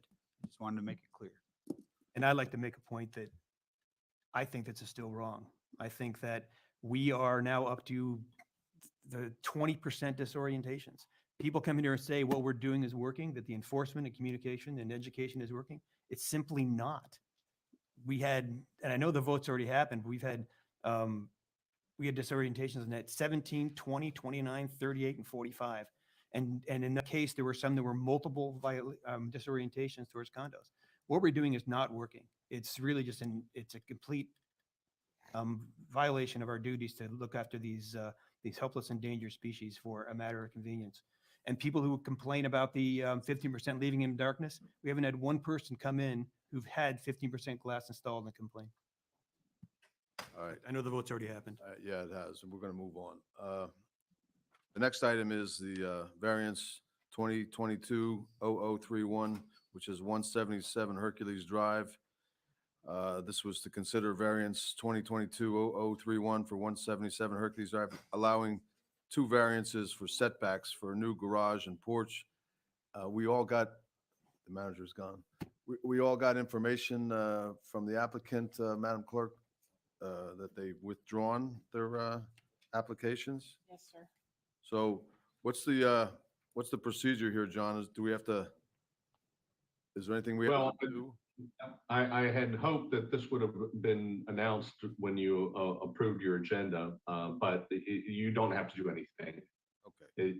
Staff has considered the application withdrawn and taken off the agenda. Very good. Okay, well, for one reason or another, it was left on there. So, okay, I'm going to suggest that we take a 5-minute break. Is everybody all right with that? Yeah? Okay. All right, we'll come back at 11:10 or so. Right.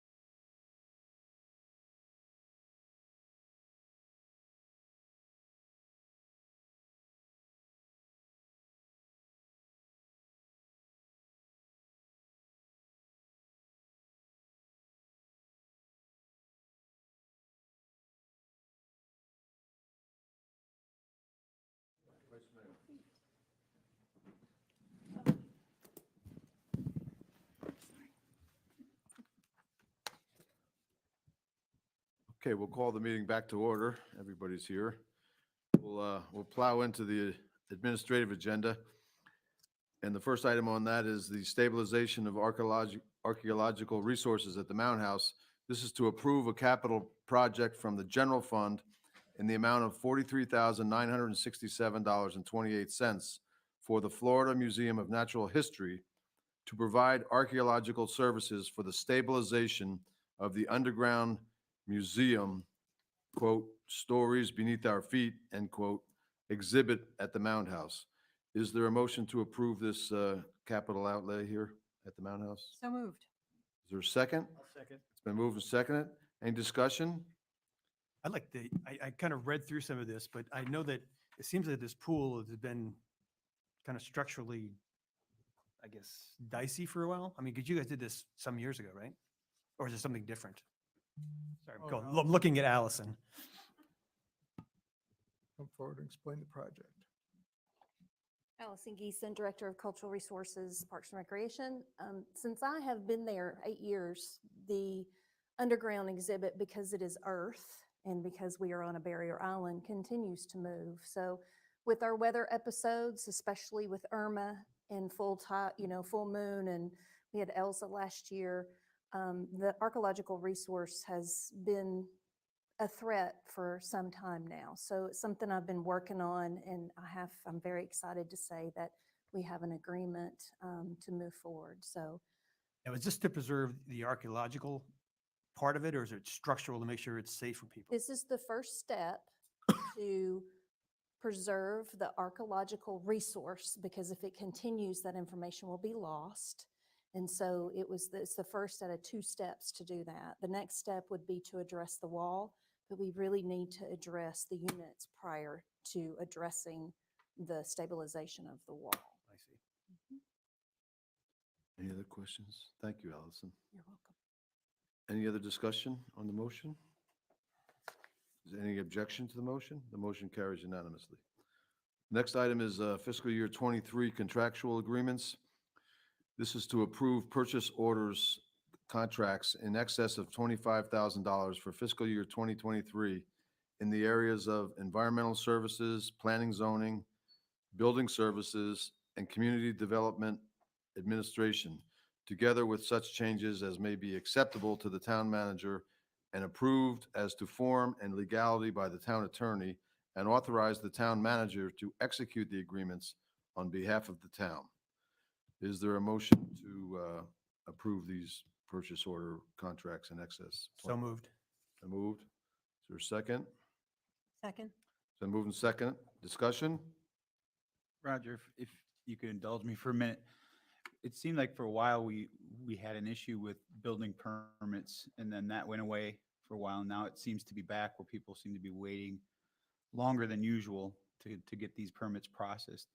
Can you let the people listening know why that is, and what we're doing to try to speed that up?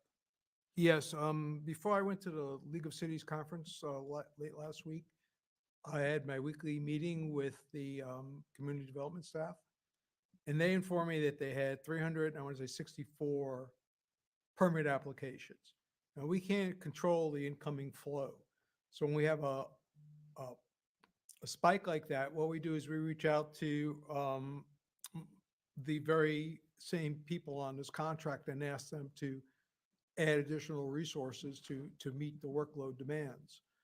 But of course, they don't have people sitting around doing nothing either. They're all businesses, and they bring people on as quickly as they can to meet the need, but it does take them a little time to identify and find people with the proper skill sets to be able to come in and help us.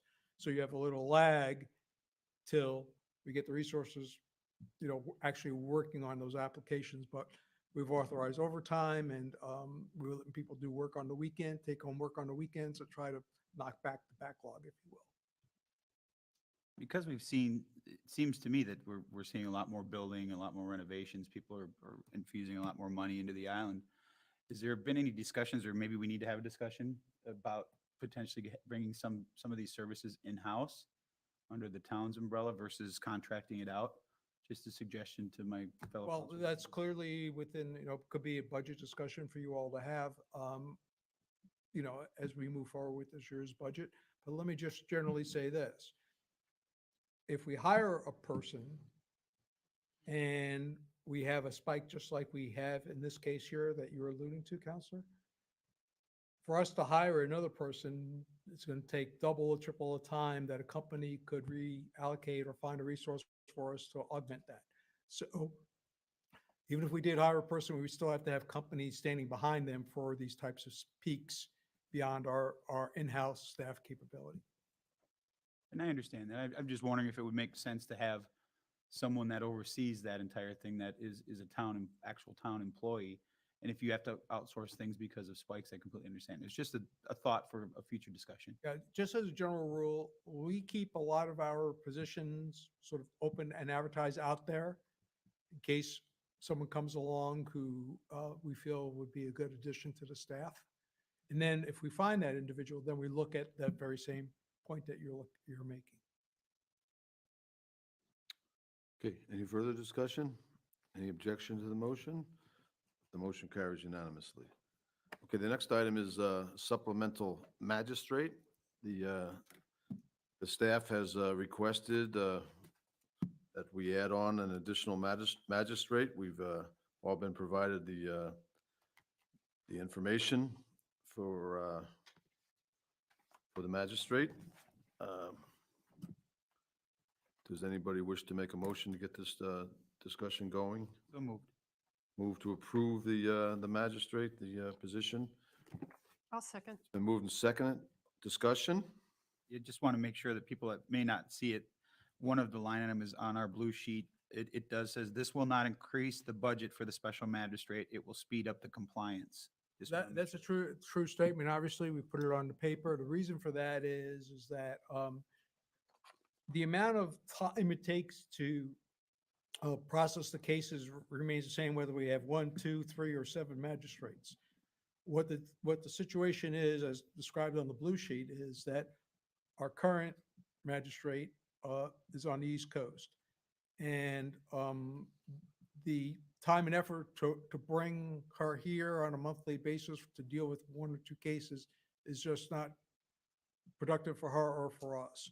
So that's why we thought having a Southwest Florida attorney who is experienced in handling these types of matters to be available for those caseloads when it's not, because if we have 2 cases and they're not heard, the enforcement is pushed out a minimum of a month, if not longer, because usually the magistrate gives the person time to comply after that. Yeah, I appreciate that. I just wanted to make sure that people knew that this wasn't increasing the budget. It was simply just making the process smoother and faster. It'll help us bring the case to a head quicker and hopefully gain compliance quicker. And my quick question is that the rates are the same as for our other magistrate. That's correct, ma'am. And just for public's information, just so they don't think this is some pal of somebody's, the person that you're proposing, their present occupation is special magistrate for Collier County Code Enforcement Division. Is that correct? My understanding, that's why we put them on the list. Thank you. Okay, and that gentleman is Patrick Neal, and he's here. We heard from him earlier. But and he is local. He's down in North Naples and so forth, and of course, as was stated, he's a magistrate down in Collier County. So that'll certainly be a welcome addition. Now, is there any other discussion? Could we, Mr. Mayor, just have him introduce himself and his background, just so the public can see this person who? Oh, I'm sorry. I thought we heard, I was thinking of somebody else. I'm sorry, Patrick. I didn't mean to slight you. My pleasure. No. Yeah. Patrick Neal. I'm an attorney, and as was noted, I'm the current special magistrate for code enforcement in Collier County. I've been an attorney practicing here in Southwest Florida for 35 years. I've been here since 1986. I've been a member of the Florida Bar longer than that. I don't even want to talk about how long I've been a member of the Florida Bar. But I was the attorney for the Collier County Contractor Licensing Board for 15 years. And I've been very involved in code enforcement and general administrative law matters. So that's sort of my brief resume and background. If anybody has any questions, certainly be more than happy to answer them. Mr. Neal, how do you view the role of the special magistrate in a municipality such as Fort Myers Beach? I view the role of a special magistrate as someone who's a neutral arbiter of fact and law to ensure compliance with the ordinances as they meet. We have to make sure people get due process so that they have a fair hearing on everything, but that the primary goal of the Code Enforcement Department of Code Enforcement Special Magistrate is to ensure compliance with the laws and ordinances. It is not my role to second guess or judge any ordinance that's passed by the council. My role is to interpret those ordinances based upon the facts as they're presented. It is not to make my decision or push my feelings about an ordinance one way or the other on anything. So that's basically my role. Thank you. Anything else for Mr. Neal? Okay, well, thank you, sir. Thank you very much. Good luck. So the motion is to bring on Mr. Neal as a special supplemental magistrate. It's been discussed. No further discussion. Any objection? The motion carries unanimously. Okay, the next item is the 2022 Canvassing Board. This is to appoint a member of the Town Council to serve on the Canvassing Board for the Town of Fort Myers Beach, November 8, 2022 general election. It's my understanding that this person would serve also with the town manager and Town clerk. the town clerk, yes. Mr. Mayor, I'm Yes, willing to volunteer for this if no one else. I think it says here, you're She's not running. she's not not running. running, okay. Yeah. Mm. She's qualified. I'm not only, yeah, and She'll still be seated. yes. Well, I have no problem with the vice mayor doing that. I don't either. I think it's a great idea. Yep. Everybody okay? Congratulations, Vice Mayor. You're a canvasser. Besides, you're going to have a big vacation after that, so you might as well work That's right. hard at it. Okay, that's that. The LPA and the historic preservation, we've already made those. Okay, final public comment. Doesn't look like there's anybody left, so we'll move on. Town managers items.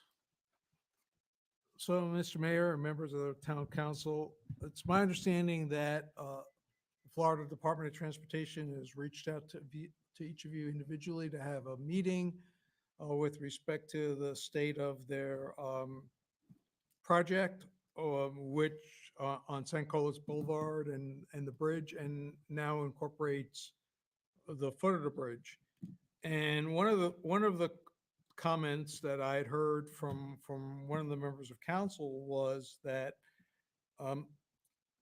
FDOT was looking for us to make a commitment and or resolve the outstanding issue that they show as outstanding with regard to the future landscape maintenance of the foot of the bridge.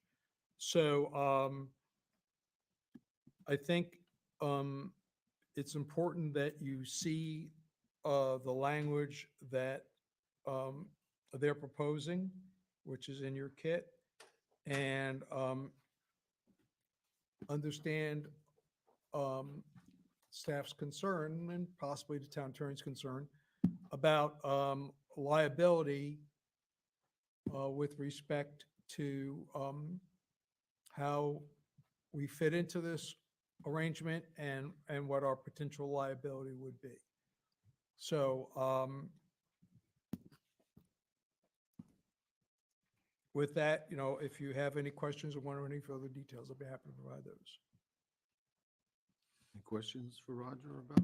Roger, I thought you had a proposed I'm sorry. I thought you had a proposed solution for this that you were going to talk about today, or did I? Well, I could tell you what position I've expounded to FDOT on this, which is that FDOT find a way to contract with us, and so in a form that unless we make a grievous error, we're not liable, or to contact with Lee County, who is inevitably who's going to be the sort of the owner of this facility once it's built. And our arrangement with Lee County would be that if they can't finalize an agreement with Margaritaville, who has volunteered to take on the landscape maintenance, or some other reason they're uncomfortable with that we would pay the county the cost of maintenance, which is not significant in the way of maintenance. I mean, the cost of the maintenance is not significant. The liability is significant in my viewpoint.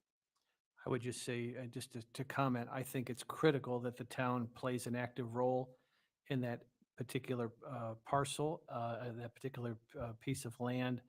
The vegetation that the town is, or that the state is willing to plant on behalf of this program will be not only aesthetically pleasing, because I understand the county's just going to put grass if we don't take action. I think the state has a plan that is, again, not only aesthetically pleasing, but also that they'll utilize that vegetation to direct pedestrian traffic to walk in the appropriate crosswalks as opposed to crossing illegally, which, as we all know, delays traffic. So I would certainly support the town utilizing funds to cover the cost. If a contract with Marguerite, I understand your liability concerns, but in terms of the cost of maintaining the vegetation, if a deal can't be reached with Margaritaville, which I think was, again, a very kind offer on their part, but if that can't be reached, I think that's certainly a modest cost that the town should take on, as opposed to just having grass in that really visible area of Fort Myers Beach. Well, plus, looking at the drawings from FDOT, is that island now has no crossing points. The main vegetated island. And so putting vegetation there will discourage people from crossing at that point, which is important. But so if if we have no agreement, we put grass, then people will probably cross. And I have no problem even with us paying for maintenance to beautify the town. But I think that the town taking liability for something that we don't own and didn't design, I think is just a bridge too far for me. Okay. So yeah, so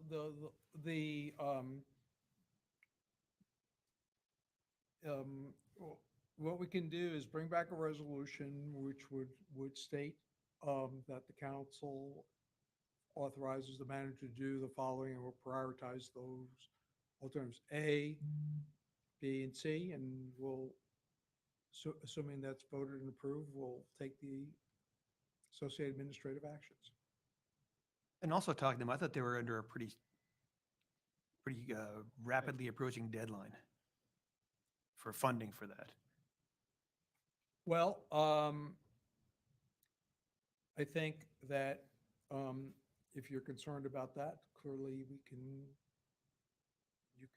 make an instruction or a motion today. I think what they, as I understood it, they were interested in that letter of interest. There was a time sensitivity piece to that.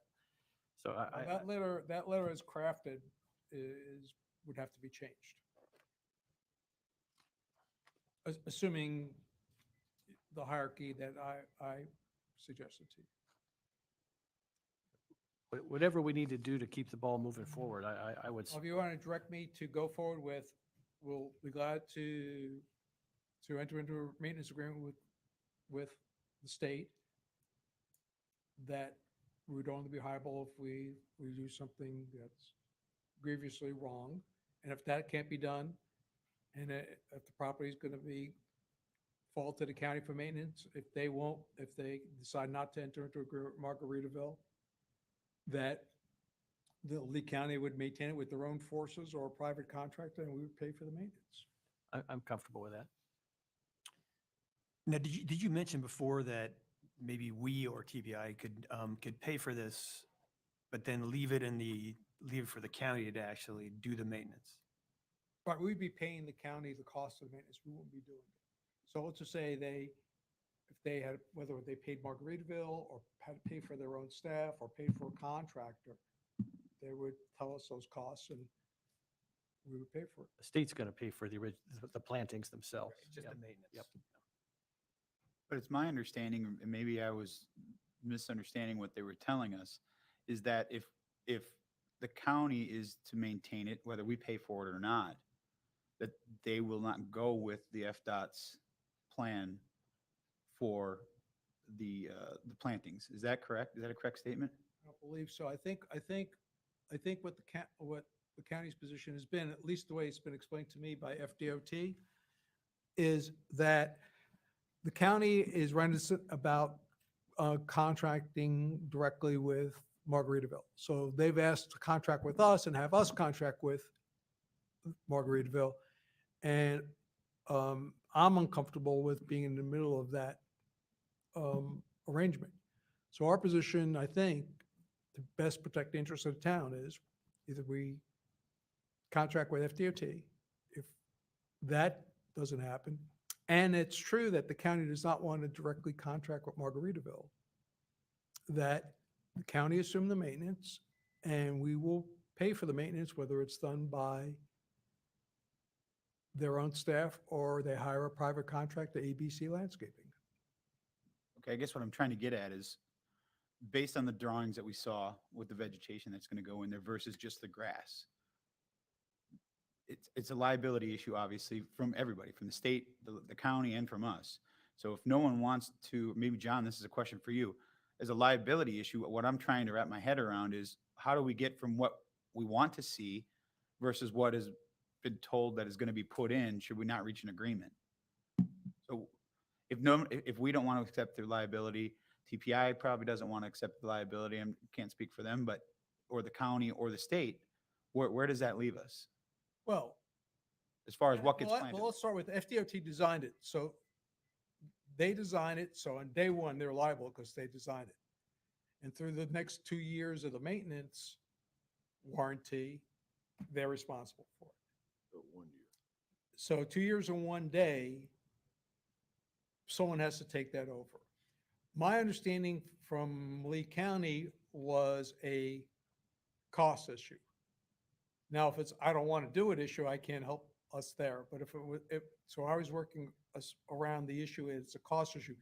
They don't want to pay for the maintenance and they don't want to be, and that's why we found Margaritaville as at that point, a volunteer person, so it wouldn't cost them anything. With that, they said they wanted us to be a conduit to Margaritaville. That has some ramifications that you can discuss with Mr. Herron.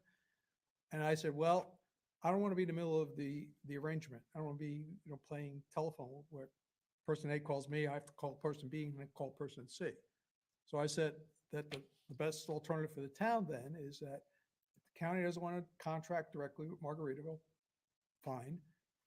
Then they can either do the maintenance with their own staff, and if their own staff is too busy because they have other work commitments, then they could just hire a contractor, ABC Contracting, and they pay the contractor, they send us a copy of the invoice, and we pay them.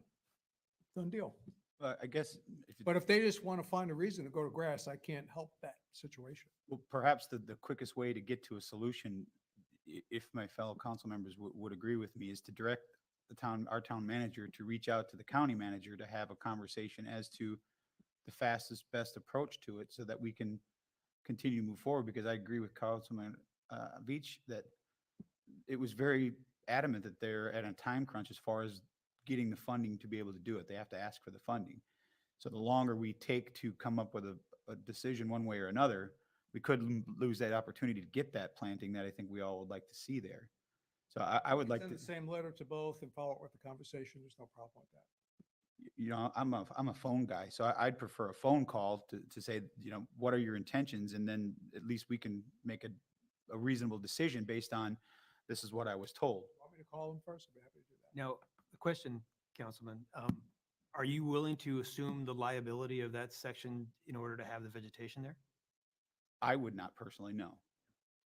And that's kind of what I'm getting at. We need to figure that problem out first before we can really. The more direction we can give to the town manager. So if he's talking to the county town manager and saying, no, the deal is you have to accept the liability, then we've already given him some guidance.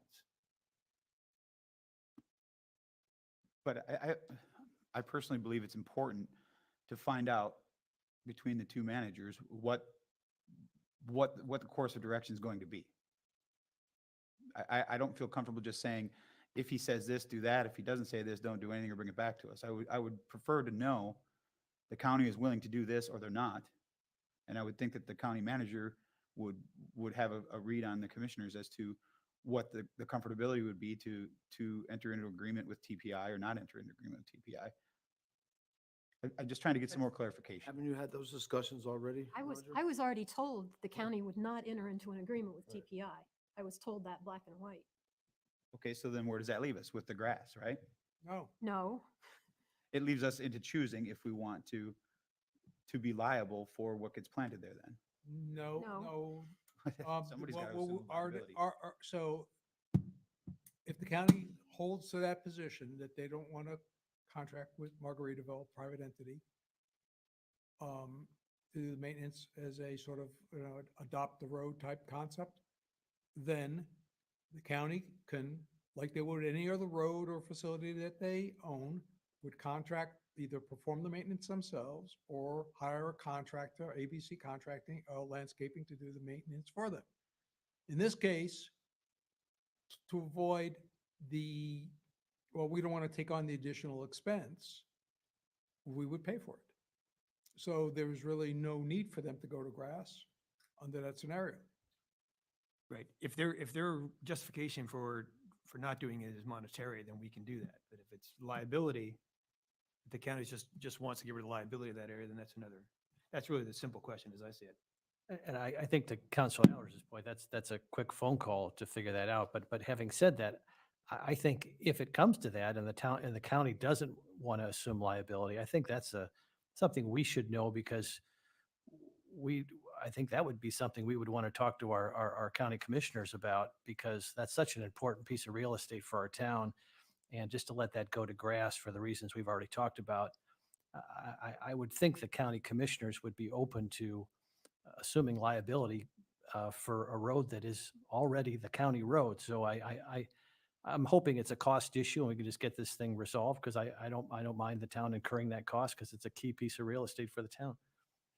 Council Idaho, I'm kind of looking at it like the Archers. So the arrangement with the Archers is that the Arch Group is raising money for the Arches, and then the county's going to use that money and build and install them. So the Arch Group doesn't have ongoing liability, they're just paying for that. So I'm kind of looking at it with the same lens. Yeah, I agree with that. And I just think Councilor Zeller's point is just get on the phone and just have a friendly conversation to see if we can work it out. But whatever we got to do. And it sounds like it's also kind of our preferred template for things like street lighting on the county road. That if, we don't want to assume liability for the road by putting the lights on, if we can have the county do it and we help them financially, then that's a better alternative. So I think the two kind of go together. Roger, do you know where we are? Do you feel you have a consensus? Well, yeah, I think I'm going to call the county administration, a manager or assistant manager over this area, and have a discussion and let him know what the council's preferred outcome is. We would prefer to avoid grass, and to accomplish that, we're willing to do any one of the three things I laid out. Okay. Okay, next item. Okay, the next item, we are constantly looking for ways to accumulating points for the community rating system. And the folks in charge of that change the items that you can qualify points from review to review. So anytime there's an opportunity for us to gain points, we're always looking for that. And plus, a multi-jurisdictional public information program is always good to work with our partners whenever we can.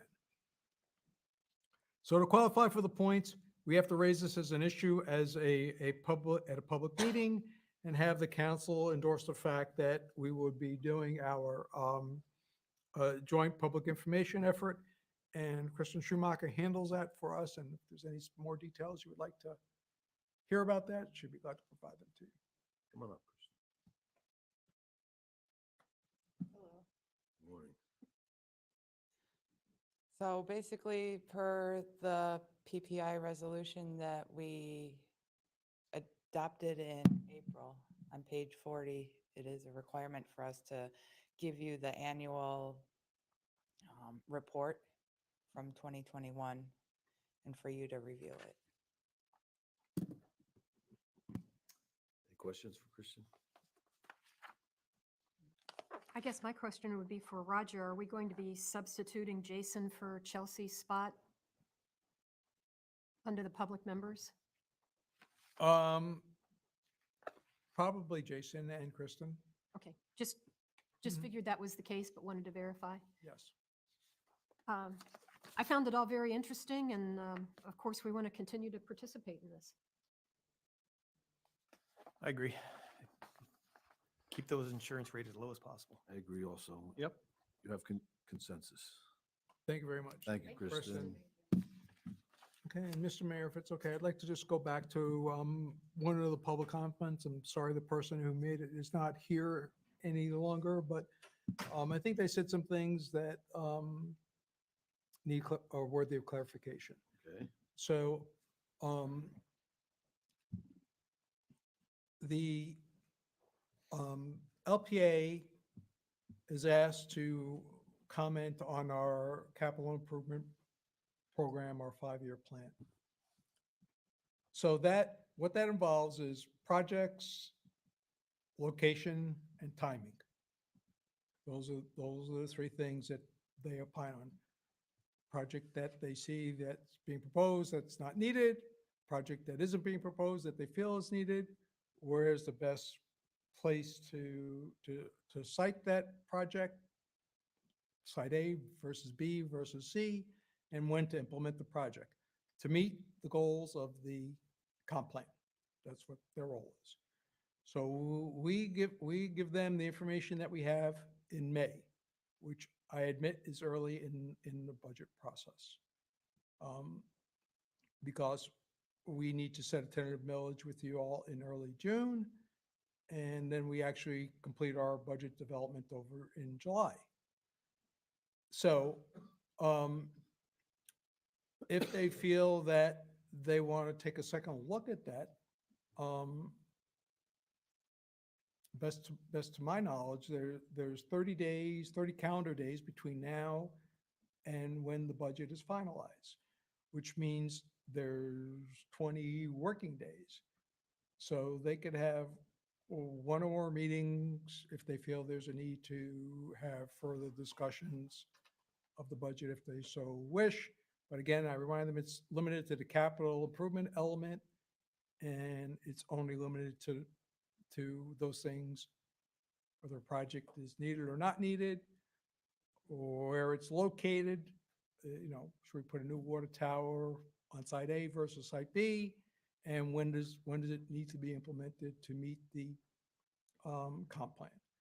So to the extent they have additional input on those issues, I'm sure I would welcome it, and I'm sure you would as well. The other thing that they mentioned to me is that they wanted the staff to review the size setbacks. I thought I heard that because of some variances that are coming in. And we knew variances were going to come in because we knew that there were certain properties that were caught somewhat in the process, that they started their project, but they didn't get their project to the point where it could be approved administratively. But to the extent that if the council feels that there's a need after you see these variances or something to be relooked at, of course, you can direct me and I will direct staff to relook at it. The LPA doesn't direct anybody to do anything.